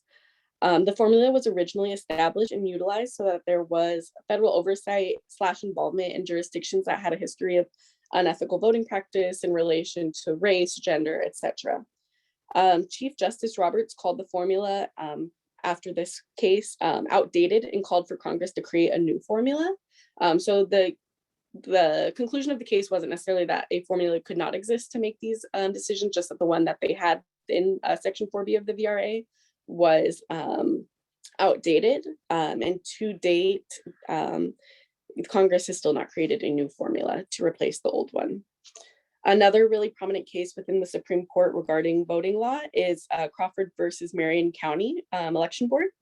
This case upheld a voter ID law in Indiana.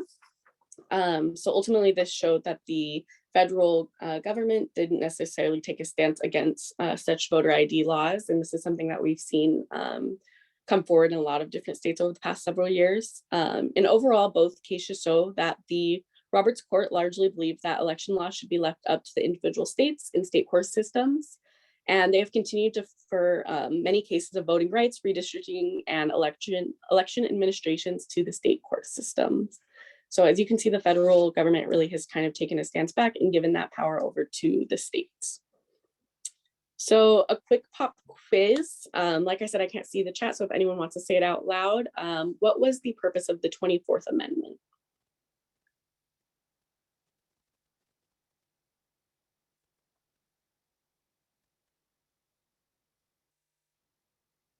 All right, no worries. I'll actually go back one slide. So the 24th Amendment banned poll taxes. So on to the next section of the article, which is the right to vote and voter registration. This article is really split into two key categories, which the first one is the right to vote and voter registration, and the second will be redistricting, which we will talk about later on.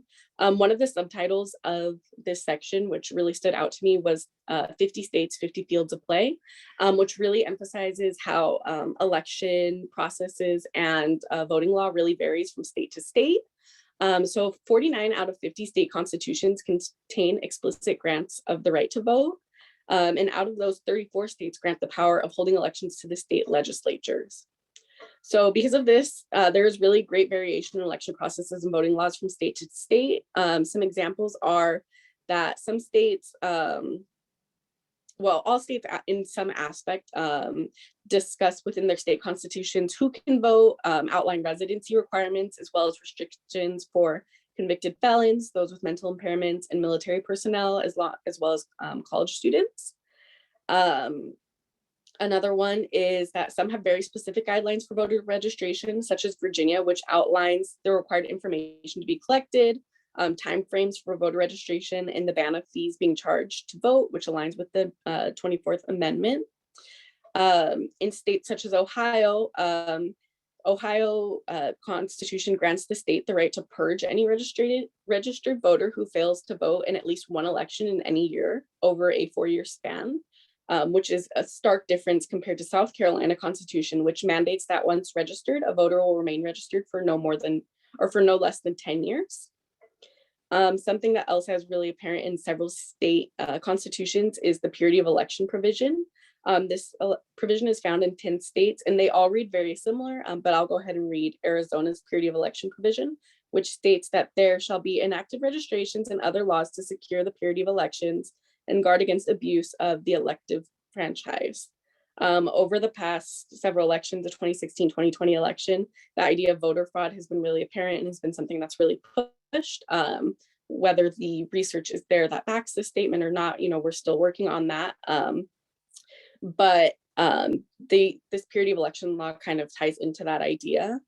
And so voter ID laws have become very apparent in several states. In Georgia, they have an exact match law, which requires a voter's name on their application, voting application, to match exactly with the social security system, state ID, or driver's license records. So things as small as missing a hyphen, missing an apostrophe could get your voting registration thrown out. And a lot of advocates have said that this is actually disenfranchising minorities and people of color. So another question, hopefully someone can chime in, is what are your thoughts on voter ID laws?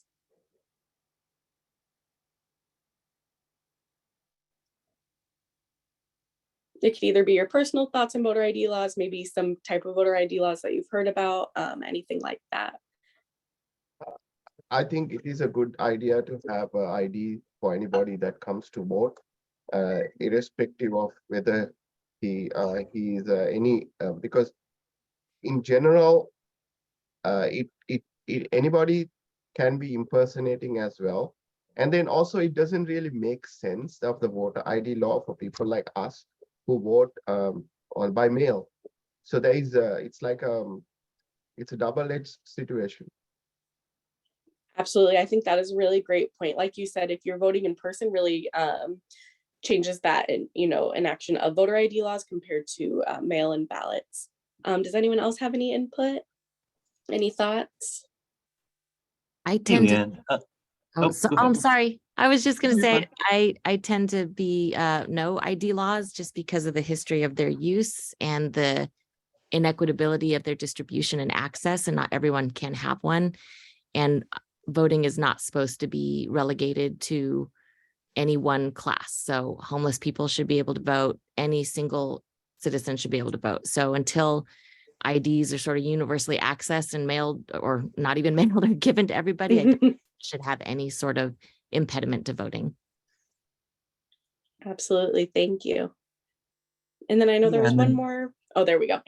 Yeah, just briefly, I wanted to add really good points by both of you guys that have spoken so far, Faisal and Christina. But I think also one thing worth noting is that in reality, the voter fraud situation hasn't happened that much. And so I think like for the reasons that other people have mentioned, and like the accessibility of mail-in voting, which doesn't really apply or necessitate a voter ID. And then again, for on its face, it doesn't seem like it would be too much of a barrier, but the reality is that it is for some people. And in that sense, yeah, there shouldn't be any unnecessary barriers to voting. It should be for everyone, pretty accessible, you know? Absolutely. Thank you everyone for chiming in. Everyone made really great points. And I agree. Although voter ID laws make sense, you when you show up to the poll, you have an ID, you're able to make sure that there is no fraud or double voting or anything like that. It does really disenfranchise people. I think you made a really good point in regard to the homeless population. A lot of them don't have IDs, don't have necessarily valid IDs.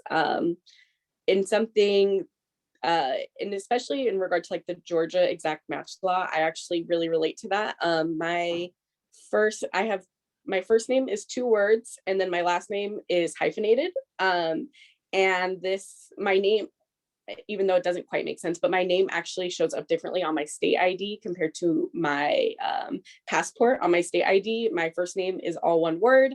My last name is all one word, and compared to my passport, my first name is 2 words, and my last name has a hyphen. So if I lived in Georgia, I absolutely would be get my vote thrown out because it doesn't really match with anything. So like you guys all mentioned, I think that voter ID laws have perhaps some place in the future, but we really need to establish the idea of universal ID and access so that voting isn't something that becomes harder for people to participate in and instead is easier. So thank you everyone for participating. So following this, the second big section of this article is in regard to redistricting, which is another aspect of election procedures that have been seen in several court cases. So some key Supreme Court decisions in regard to this has been in the Davis versus Bandemer court decision agreed that partisan gerrymandering issues might be brought into federal court under the Equal Protection Act. This case established a standard for measuring partisan gerrymandering, and issues within the implementation of this court's discriminatory effects test were apparent as no redistricting maps were found to violate the standard. So the case could be seen as a double-edged sword. It did say that in some instances, the federal government could step in regard to partisan gerrymandering issues. However, it's a standard that clearly wasn't very perhaps applicable, as absolutely no redistricting maps were found to violate this standard. A second really prominent case is Gill versus Whitford and Benesick versus Lamone. Both were heard during the 2017 and 2018 session. By the time this article was written, those 2 court cases had still not been resolved. However, during questioning of Justices Gorsuch and Kavanaugh, they indicated support for the position that state court systems are the best platform for both hearing and remedying potential cases of gerrymandering.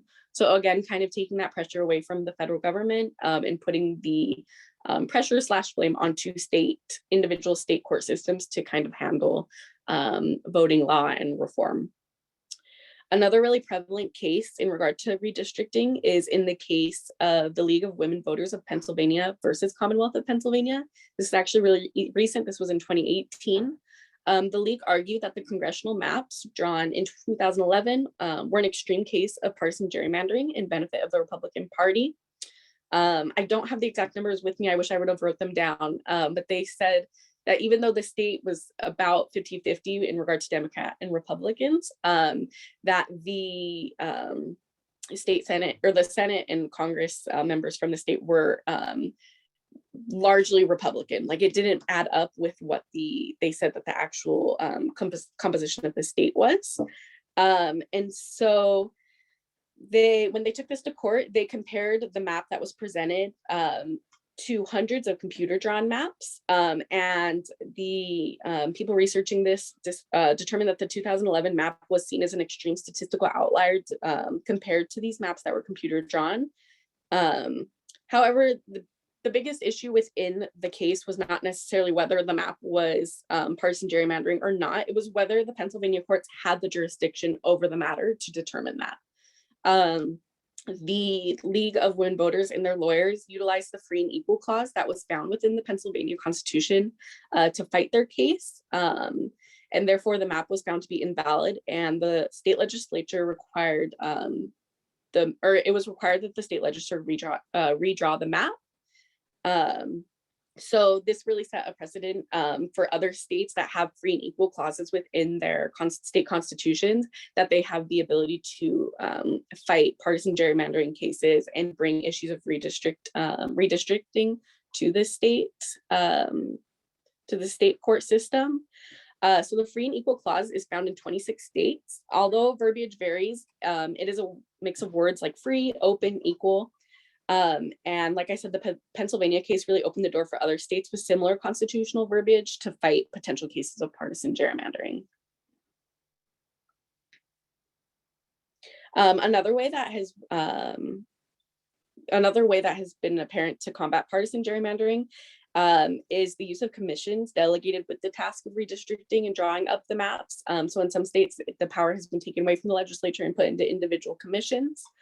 This first started in 1956 when Arkansas established the first commission of the sort. They were tasked with drawing state legislative districts and congressional districts. Going off of this, in 2018, 5 states approved ballot measures changing their methods of redistricting. And currently, in total, 16 states possess commissions that have the responsibility of drawing legislative district lines. Although these commissions really vary greatly from state to state, some of them have really advanced procedures where some of them are relatively basic. They are often comprised of equal parts Democrat, Republican, and also representation from other parties to be sure that all party lines are being equally represented. However, these commissions have not necessarily come without backlash. In the mid-2010s, the governor of Arizona expressed discontent with the redistricting plans brought forward by the commission, and he called for the impeachment of the commission's chair. The state Senate actually approved the impeachment, and the case went up into the Arizona Supreme Court, which eventually found the impeachment improper and reinstated the chair. This was also held up again in 2015 in the US Supreme Court, which really validated the use of commissions to do redistricting and to draw the congressional maps. In response to this specific case, Justice Ruth Bader Ginsburg wrote, "The people of Arizona turned to the initiative to curb the practice of gerrymandering and thereby to ensure that members of Congress would be a habitual recollection of their dependence on the people." She goes on to discuss that the use of a commission was brought forward by was voted in by the Arizona people to be sure that their voices were being heard and that there was no partisan gerrymandering occurring. So this article really gives a lot, or provides a lot of implications and information regarding the current voting system and election processes that are in place. In conclusion, the current US Supreme Court seemingly continues to direct cases in relation to voting and election law to the individual state courts, although they have taken several cases, as we talked about, especially in the case of partisan gerrymandering. They've continuously kind of deferred these cases into the state systems and really given states the ability to control both the voting procedures and elections, as long as they are following the several amendments that we talked about that the federal government has put forward to kind of make sure that everyone is given equal access to vote. There has been success within state court systems, as seen in Pennsylvania. So the article really calls for reformers utilizing individual state constitutions to make their case and protect people's rights to vote, and not necessarily relying on the federal government and the Constitution to do that, as it doesn't, like I said, doesn't explicitly permit anyone the right to vote. However, the author does note that these successes are partially dependent on whether the court aligns with the partisanship of the plaintiff. So this will contribute to the continuous variation of voter and election laws in the various states.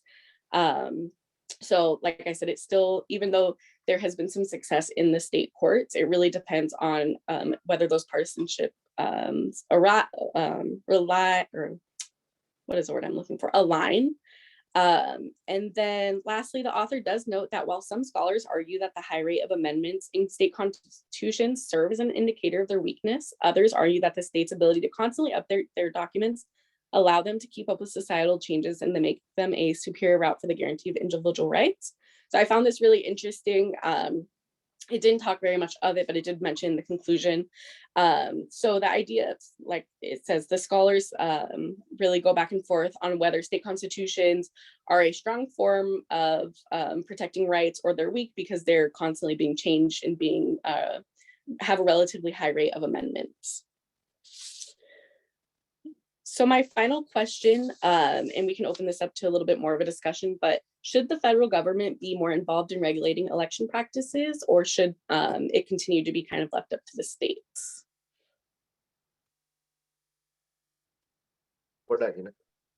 I don't know if the federal government can get involved in local issues. My concern is the states will not let the federal government get involved. So the states will say, we can take care of that problem, that issue. Absolutely. And in regard to like federal elections, what do you think that the place of the federal government should be? Well, I don't have the option. If I had, I would get rid of all this electoral colleagues and all that and make it a different kind of a voting system. But this is, it's not going to happen. Yeah, no, absolutely. I know in this article it touches about it a little bit briefly, but I read in several other articles the idea of that the entire system in place right now really could use some serious reform, and the idea that you kind of start over, take it all out and start from scratch, kind of like what you're talking about. But like they said, that's really unlikely. And so, how can we make reform? Small steps at reform. And so this article really says that reformation can be done with throughout the state courts. Does anyone else have any input regarding whether the federal government should be more involved in regulating election practices? And I'll also shorten that up to regulate federal election practices.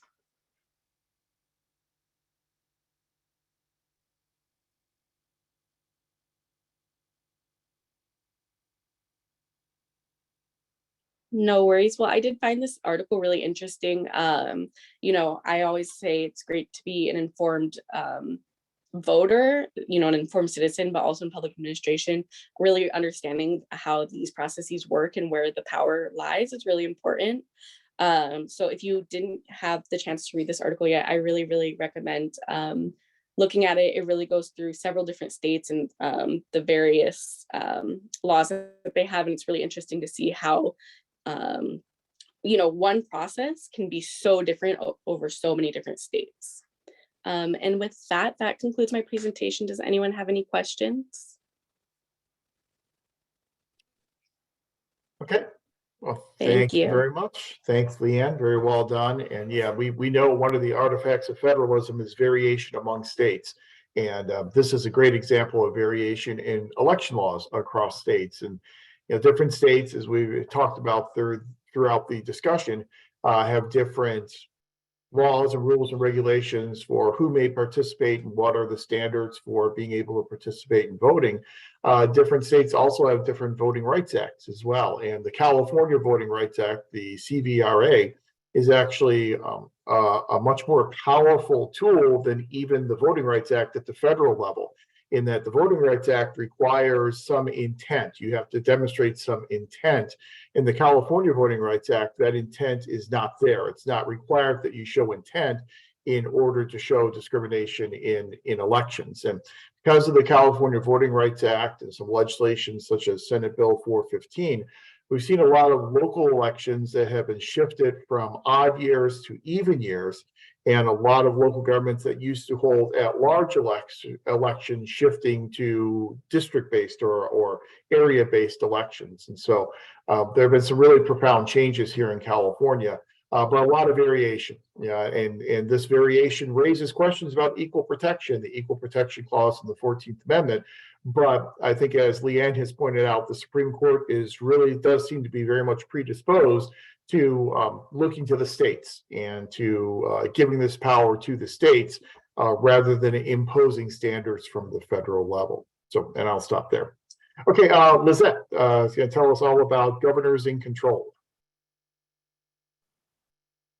Okay, thank you. Let me go ahead and share my screen.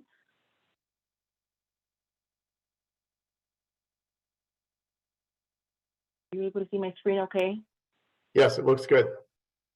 Okay, awesome. And is my audio okay? I had to call in because I think my internet connection's a little weird today. Yes, we can hear you. Okay, awesome, perfect. Thank you so much. I also developed a bit of a cough yesterday, so I really hope I don't, get a cough attack throughout this. If I do, my apologies. But I'll go ahead and jump right in. My name is Lizette Flores. Good morning to everyone. We are almost at the end, so I'll try to make this short and sweet. The article that I will be discussing today is titled Governors in Control, Executive Orders, State Local Preemption, and the COVID-19 Pandemic. The authors and researchers of this article are Carol S. Weiser, Matthew J. Uttermark, Kenneth R. Mackey, and Alexandra R. Tiles. And so as COVID-19 began to rapidly spread through the U.S. In early 2020, all levels of government were attempting to navigate the best policy responses to this new virus. The focus of this article was to provide some background on governors' executive orders affecting local governments in the first 5 months of the 2020 pandemic. Governors sometimes relied on cities and counties to meet their citizens' needs by implementing more stringent measures than those issued by the state, but other governors explicitly forbid any action that conflicted with their executive order. So due to the COVID-19 pandemic being an unprecedented national emergency that required quick action, but also demanded much longer and revolving policy intervention than typical natural disasters, the authors of this article had to get creative and had to do their own research to determine the actions of governors and local governments in light of not having really any formal guidance from the federal government. Also, they hadn't experienced another event really similar to COVID-19.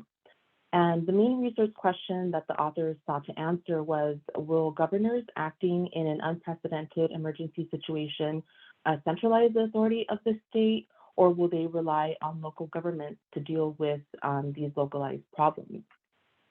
Additionally, what factors affect those decisions? The authors did, it was a pretty lengthy article. I think it was about a 33-page article all in all, but really a lot of this, really the meat and potatoes of this article was focused on providing some background on the methodology employed to gather and analyze the data. So really for the sake of time, we will focus not on the methodology and instead we'll focus on the findings. Sorry. Okay. So before we go into the details of the research results, I'm going to go over two important definitions that will help us understand the findings set forth in this article. The first one, sorry for my dog. The first one is centralization. And centralization happens when both executive and legislative power is concentrated centrally at the higher level, as opposed to it being more distributed at various lower level governments. Initially, when we think of centralization, we think of the federal government trying to centralize power at their level and not wanting to distribute so much power to the state. Due to this really common conception of a centralization, a lot of federalism research has long focused on centralization by the federal government. But as we saw during the COVID-19 pandemic, states also tend to centralize their control over their localities, so like cities, county governments. And something to note is that in the onset of the COVID-19 pandemic, heads of government centralized and raised really their own profile in order to gain credit for their quick and decisive action.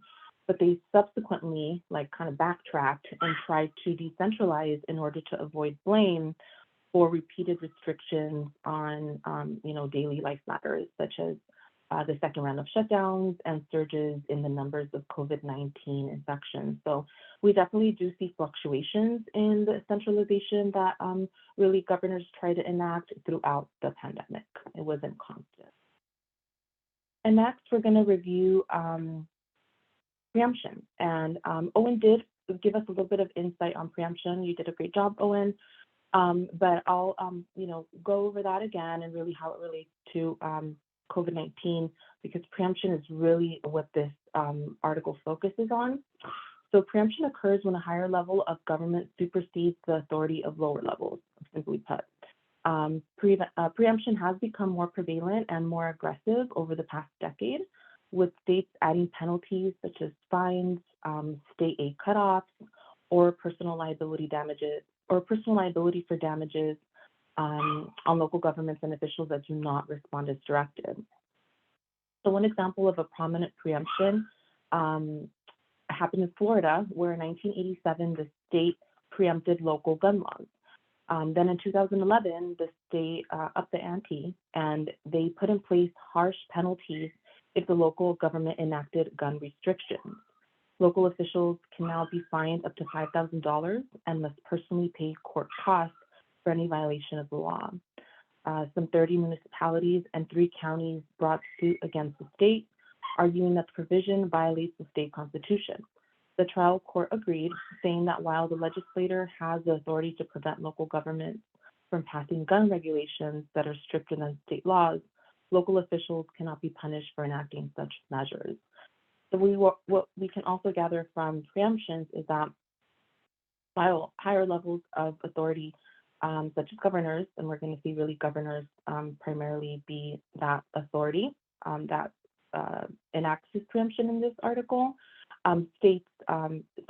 local cities and counties, local governments do have the ability to pretty much fight back. And what they do is they, pretty much like turn around and they will try to file a lawsuit or something in response to that preemption. But as we know, that can be time, it can be time consuming. And unfortunately, time was of the essence during COVID-19.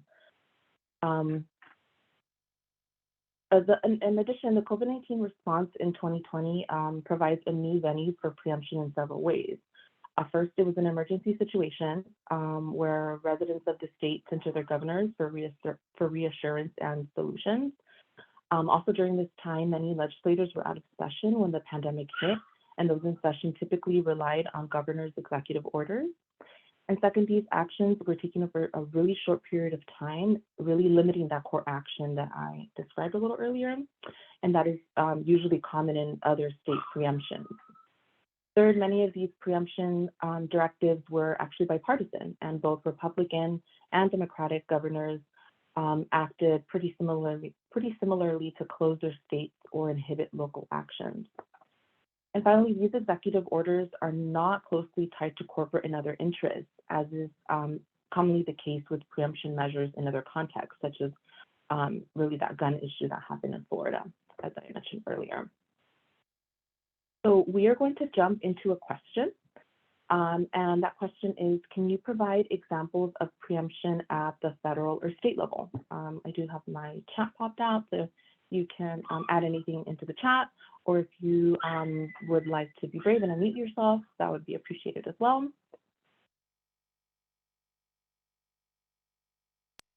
I think one of the examples that comes to mind is the legalization of recreational marijuana. So even though it remains illegal at the federal level, and several states have legalized it, it's not really legal since the federal law preempts the state law. Yeah, thank you. That was a really great example. Definitely one that's really relevant, right? More to our times now. Oh, sorry, did I cut you off? Nope, sorry, Okay. there's a Okay, awesome, thank you. Another example that's really common, I think a lot of us know of, is where a state can preempt cities by saying that counties and cities cannot set their own minimum wage and must adhere to the state minimum wage. Another one that's super relevant in really these most recent years is that states can preempt cities by enforcing building codes. And so a popular example of this is the now most currently the loosening of accessory dwelling unit or ADU permits and zoning requirements due to the housing shortage. So that's something that's actually really relevant now in California. And other examples of popular preemptions include, you know, even small things like the use of plastic bags and straws, and then a larger like gun control, paid leave, and all the other, that's a long list, so we'll just move on. Okay, so the intergovernmental response to the pandemic in 2020 can be divided into 3 time periods. So it's really important to provide a little bit of background on these time periods, as it does point into the results that were found on preemption that happened during COVID-19. And so those three periods were the shutting down, the opening up, and the partial second shutdown. The first state of emergency, so this first one that we're on now is the shutting down. And so the first state of emergency was issued by Washington State Governor Jay Inslee on February 20th, 2020. To put into context how early this action occurred, a national state of emergency was signed by President Donald Trump until March 13th, 2020. Shortly thereafter, the first stay-at-home order was issued by California Governor Gavin Newsom on March 19th. And governors across the country issued stay-at-home orders. They did things such as close bars, restaurants, movie theaters. I mean, we lived through all that, right? So, you know, that's probably present in our minds. Now, while governors set these sweeping executive orders, they often preempted local governments' early actions to close business and limit the size of gatherings. Many local governments had tried to implement stay-at-home orders and close businesses before the governors took action. And so we pretty much see the local government, who really were the ones at the front line, seeing that it was probably wise to implement these closures, these stay-at-home orders, but the governors, not wanting to lose popularity or have the finger pointed at them, decided not to, but you know, soon thereafter realized, okay, this is something we have to do regardless, and they pretty much took ownership of that executive order. And just to provide some background on what the federal government was doing during this time, since they really weren't providing a lot of guidance, and they were really leaving it down to the states to make these decisions, they were focused on securing aid for states. So by March 2020, Congress had passed the CARES Act, which really provided a lot of variety of funding for vaccines, paid sick leave, you know, free COVID-19 testing. And we also saw them extend these funds over to like unemployment benefits and forgivable loans for small businesses. The White House did issue some recommendations on limits of large gatherings and encourage work and school from home in mid-March as well. Again, these are just really recommendations. And then in the second phase, which began around April 20th, with South Carolina being the first state to start reopening its economy and loosening restrictions on behavior. Over the next weeks and months, many states followed. Most governors called for a phased reopening of bars, restaurants, movies, gyms, beaches, and parks, tied to reduced cases and deaths from the pandemic. President Trump encouraged states to reopen, arguing that the cure should not be worse than the problem itself, and urging protesters to liberate states like Michigan, Minnesota, and Virginia, which were states with Democratic governors who had refused to lift stay-at-home orders. And lastly, in the third phase, which we can really see it as a pretty distinctive time, this began on June 22nd when states first paused their phase reopening. So now they kind of were retracting on those reopenings that they had issued a bit earlier. And they began once again to close bars, you know, limiting restaurants to those that like served food and, you know, not just drinks. And gyms had to close again. And most importantly, they began to impose mask requirements and respond to a step up in new COVID-19 cases and deaths. By mid-June, over 20 states and more local governments had put in place mandatory face masks. In this period, Intergovernmental differences within states became a lot more visible. Face masks in particular became a political flashpoint. A number of localities and states without statewide bans put them in place, but some localities and states with bans actually objected to them. For example, at least 12 Texas county officials announced they would not abide by Republican Governor Greg Abbott's executive order mandating face masks in public for any county with over 20 confirmed positive cases of COVID-19 and banning public gatherings of more than 10 people. And really, these 3 periods of gubernatorial executive orders are important since they involve different types of action in response to different contexts. Closing up businesses and services initially stimulated some public and local pushback, but reflected largely nonpartisan public health responses to really an unexpected occurrence. By the second phase, reopening businesses and economic concerns tended to replace public health concerns, and partisanship in the form of advice from the president finally began to appear. Finally, the third phase was the most contentious, with the wearing of masks that sometimes led to assaults and well-organized protests, which many of us probably saw in the news or whatnot. Okay, now we're gonna go into our second question, and this is you can choose any of the options here. In which period did intergovernmental differences within states become more visible? A, the first period, which was the shutting down. B, the second period, which was the opening up. Or C, the third period, which was the partial second shutdown.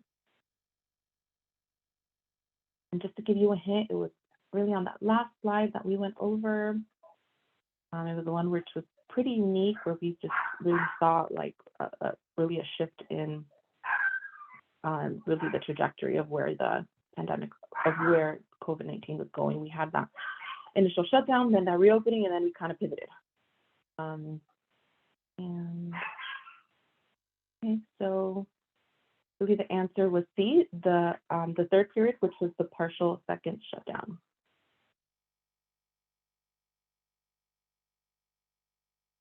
All right, and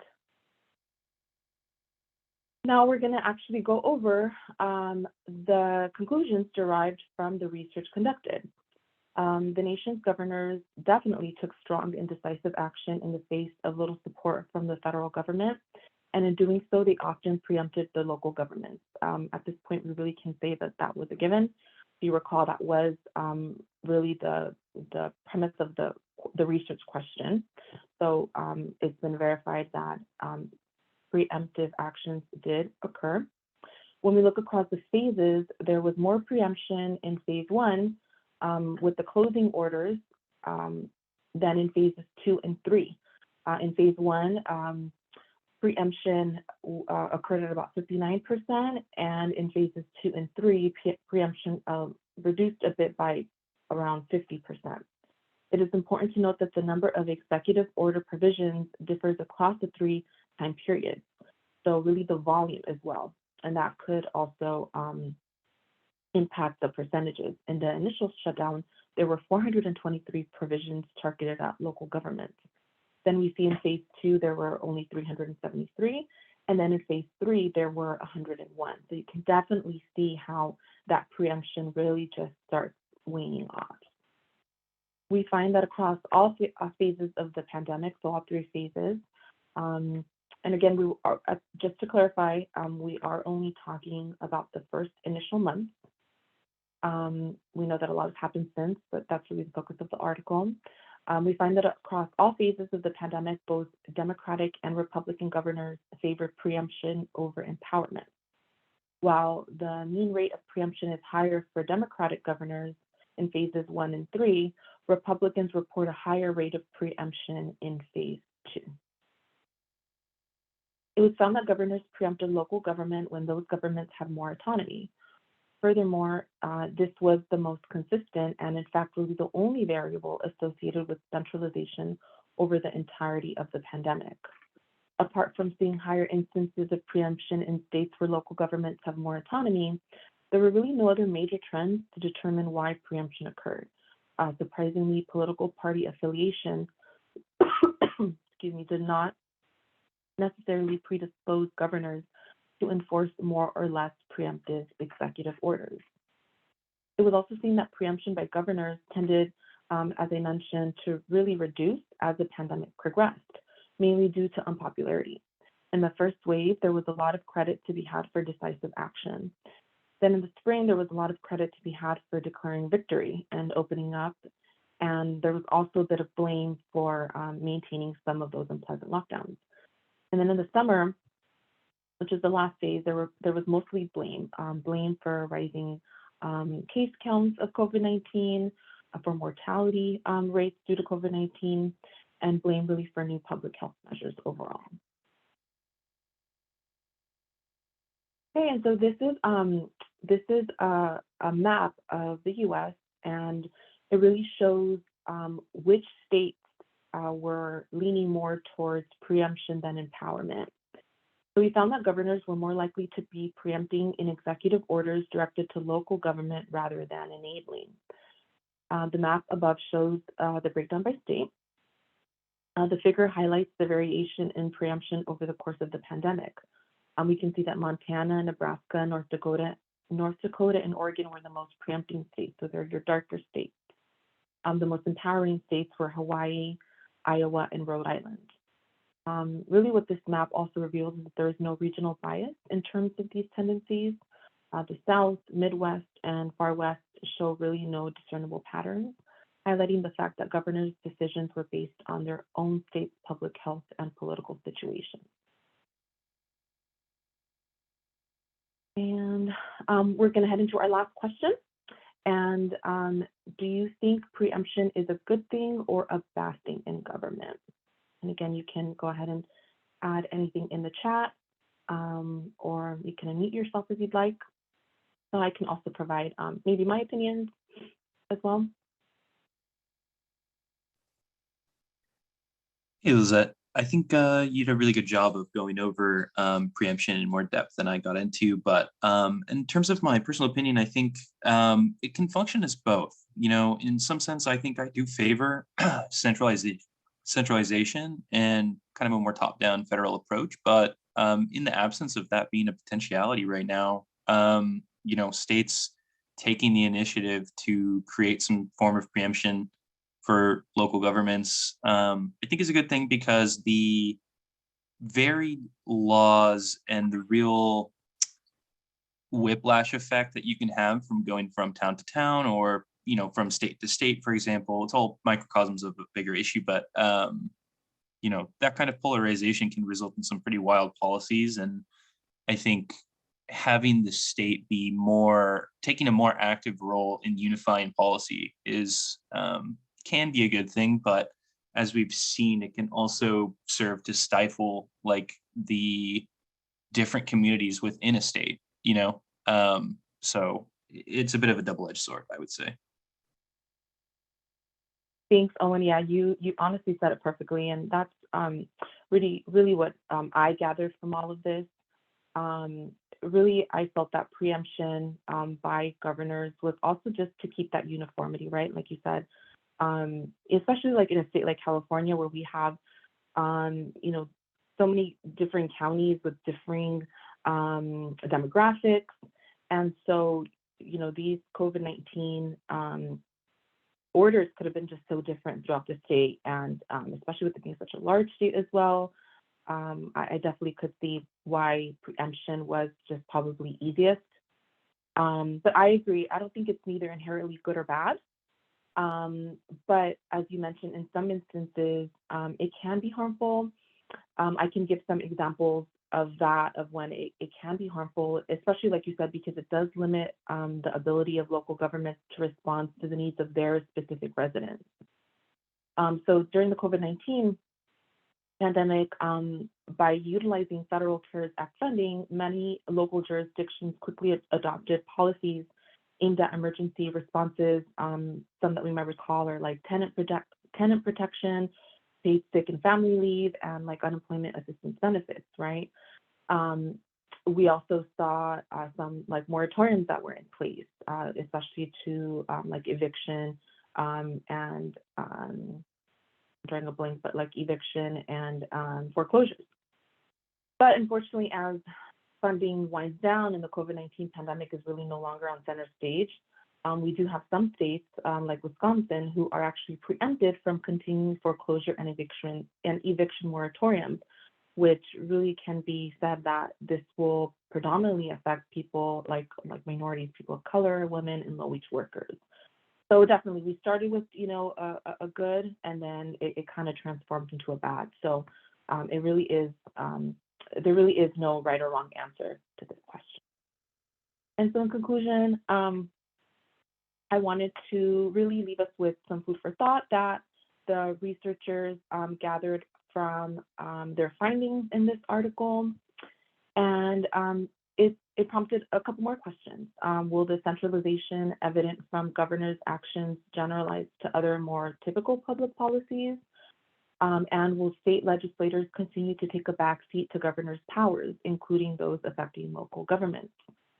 For example, a full year after COVID-19 hit the state, the Republican-controlled legislature in Florida began to look at ways to really diminish Republican Governor Ron DeSantis' emergency powers. Other state legislators are similarly stepping up their involvement in recognition of the governor's really near total authority in COVID-19. Unfortunately, there really is little indication that state legislators would be less preemptive towards localities than the governor. But we might see possible shifts in intergovernmental oversight due to these findings. And that concludes my presentation. Thank you for all those. Thank you to all those that participated. And unless we have any other questions, I'll pass it right back to you, Dr. Powell. Thank you, Lizette. Very well done. In my comments, your last slide encapsulated my comments, and that is, yeah, we're not surprised that in a crisis you would have a singular figure like a governor that would take control. Much easier for one singular person to do that as opposed to multi-member state legislatures. So I don't think we're shocked by that. But the big question is the one that Lizette left us with, and that is, will this continue in the future? Is this an aberration? This is just something that happened because of the magnitude of this public health crisis, or is this really something that bodes for more executive control and more executive action in the future across a broader range of policy issues? And again, that's an unresolved question, and it's something we'll have to see in the future if and when we move past the pandemic. So very well done. Thank you, Lizette. And that then leaves us with one final article, and that's federalism and the ACA. And so I'll turn it over to Oyuki to do that one for us. Thank you, Professor. I'll try to be short because I know we're getting towards the end of the class. So let's see.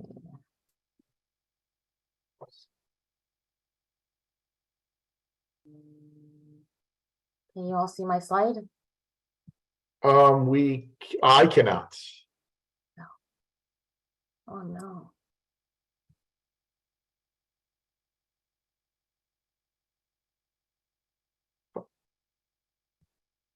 There we go. We see it now. Great. All right. Good morning, everyone. I'm going to try to keep this short, since I know we're getting close to noon. I'm going to be talking today about federalism and the Affordable Care Act, also known as the ACA, and the lessons for 2020 health policy debate. The article is written by Michael Spur, who is a professor and chair in the Department of Health Policy and Management at Columbia University. He writes about the politics of healthcare with a particular emphasis on health insurance and health delivery systems for low-income populations. In this particular article, he describes how the implementation of ACA was influenced by the constant balance of powers between the different levels of government. He also begins by outlining the impact of federalism on the expansion of eligibility for Medicaid. And he does this by providing a high-level overview of federalism concerning its history with healthcare, the ACA Medicaid expansion, the ACA marketplace, and the insurance regulations. So before the 1920s, there was not much of a healthcare system in place for any level of government to really manage or regulate, aside from the few hospitals that were owned by federal government at the time for soldiers and sailors. The federal government adopted a Jeffersonian view that health policy was outside its constitutional jurisdiction. Changes to the health system started by the private sector hospital industry in the 1920s, and then later followed by the for-profit commercial insurers in the 1930s, and then the public sector came last. The establishment of Medicare and Medicaid in 1965 is really what marked the beginning of public health insurance, with Medicare being a federally funded and administered health insurance program. It provided coverage for the elderly, and then Medicaid, which was operated by the state, provided health insurance to low-income individuals. However, it wasn't really until like the 1990s and early 2000s that a series of intergovernmental negotiations and federal mandates required states to expand Medicaid coverage to low-income children and also some pregnant women, which resulted in medical insurance for millions of Americans. And this number only grew exponentially with the enactment of ACA in 2010, which ultimately expanded Medicaid once again for nearly all individuals under the age of 65 that met the income requirements. So my first question for you all, and I know it's getting close to the end of the day, but bear with me here. Can you think of any recent law changes in California that has expanded health coverage to individuals, or any other instances where access to healthcare has been improved? And this could be either from the last year or any other years. Sorry. Yes, I think for California, they expanded Medicare or Medicaid for our Medi-Cal for people who are undocumented, the seniors that are undocumented. That's a great example. Yeah, so there was a new law in California that gave full scope Medi-Cal to adults that were 50 years or older, regardless of immigration status, who met the income requirements. That's the one that you're referring to, correct? Yes, that's the one. Yeah. A few years back, there was also a new law in California that gave full scope Medi-Cal to adults under the age of 26, regardless of immigration status. So this is kind of like another add-on that it's just more recent, that was effective May 1st of 2022. So both of these examples show that California is moving towards that California is making strides in providing affordable healthcare coverage for all, which leads to my next question. Do you have any concerns with expanding access to healthcare to individuals that may not have been previously eligible, and why or why not?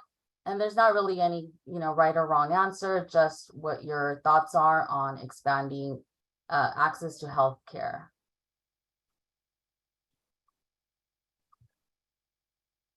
I'll chime in. I'm pro giving healthcare to every single human being.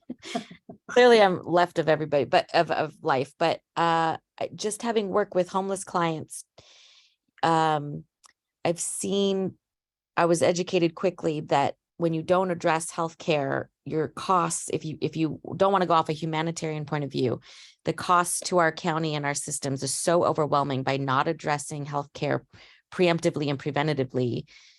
Because people will go to the emergency room, it just spirals, and it snowballs into much larger costs, much worse health outcomes for not just the individual, but their communities. So I just believe if we, invest in the shorter term by expanding access to healthcare, longer term, you see better health outcomes and less costs. Thank you for that example. Researchers agree. I do have some information regarding that, the benefits in another slide. Thank you for sharing. So the author concludes that future health forums must integrate state administration, some define state policy discretion, and be bound by strong national standards to prevent unacceptable inequities. In this article, he goes on to explain that although moving from the mixed private-public approach to a fully federally run public program will reduce the inequities that are deeply rooted in the current decentralized system, it would face many obstacles from different interest groups and state governments as a result of being too engaged in every aspect of the nation's healthcare system. I think I might have skipped the slide.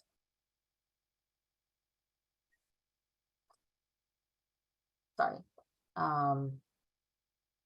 Okay, so I do believe that the author makes a valid argument. So if we look here at the June 2012 Supreme Court ruling regarding the National Federation of Independent Business and Civilians, it essentially makes the expansion optional for the states by preventing the federal government from imposing a sanction that would threaten existing Medicaid funding if it failed to opt in. So as you can see from this image illustrated on the slide, as of March 2022, there are 12 states that have not opted into the state Medicaid expansion despite the significant financial incentives. And then just so for those that may not be aware, the federal government covers 100% of all expansion costs for the first 3 years and 90% after that on a permanent basis. In addition, there's been research, and states that have opted into the Medicaid expansion have seen savings in criminal justice systems, mental health services, and uncompensated care for the uninsured. They also agree that ACA Medicaid expansions have resulted in improved outcomes, which are linked to access and use of healthcare, increased financial security for individuals and hospitals, decreased mortality rate overall, and also reductions in poverty rates and food insecurity. So there's a lot of benefits to expanding access to healthcare, but it's still, as you guys can see from the map, there's still 12 as of March 2022 that have not opted in. Now that you have more information on ACA, does this information surprise anyone? The fact that there's still states out there in the US that haven't opted in into ACA? You can put yes or no in the chat or.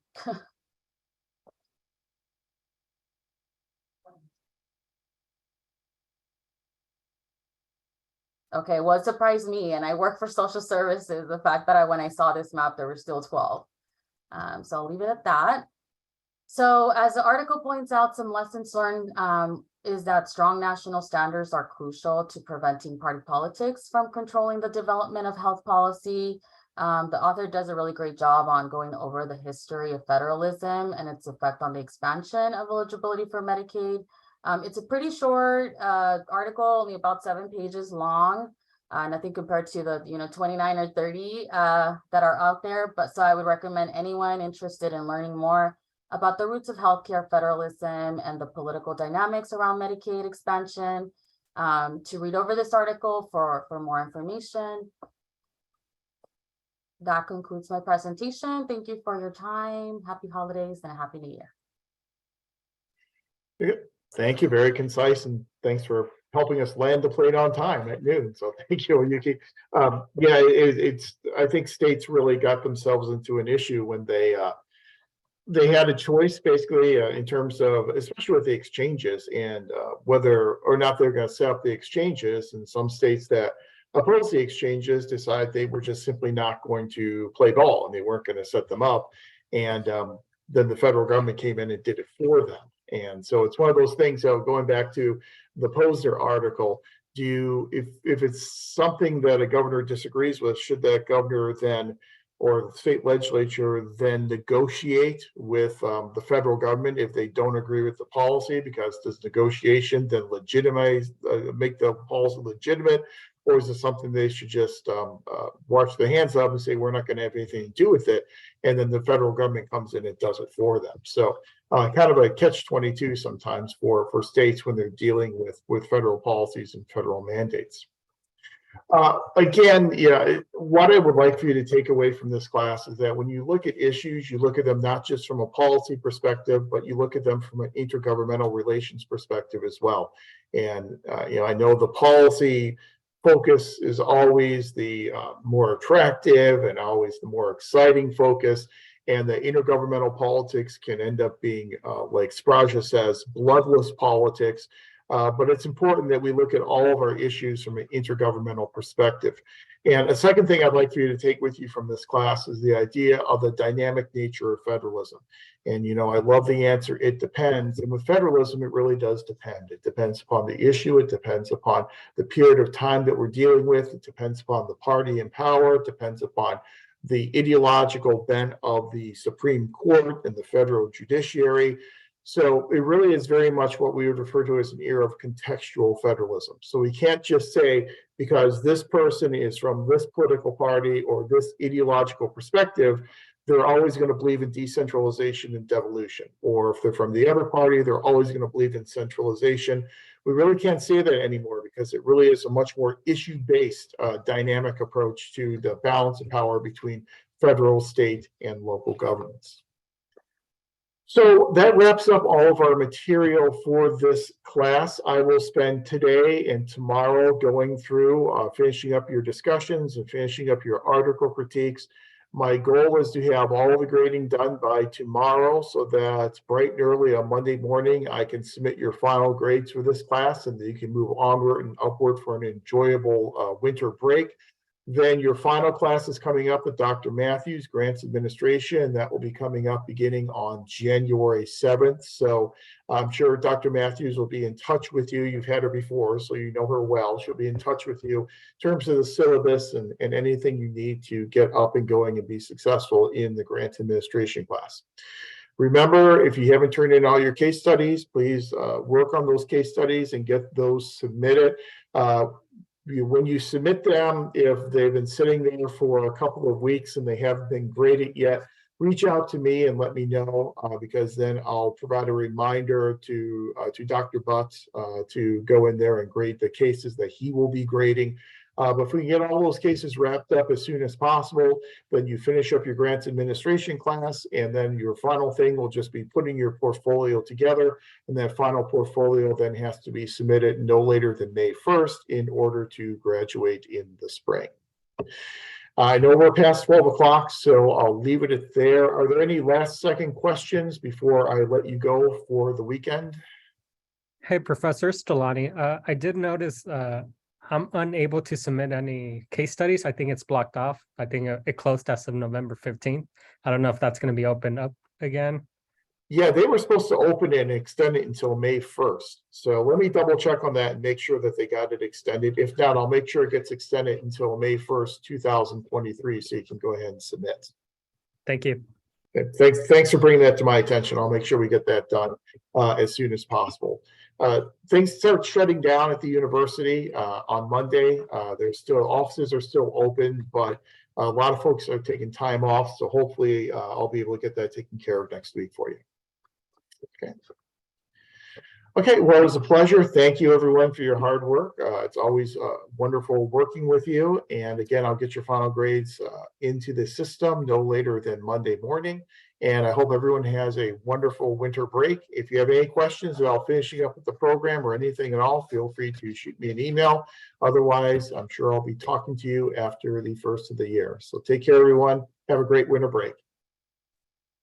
Thank you. Thank you. Thank you.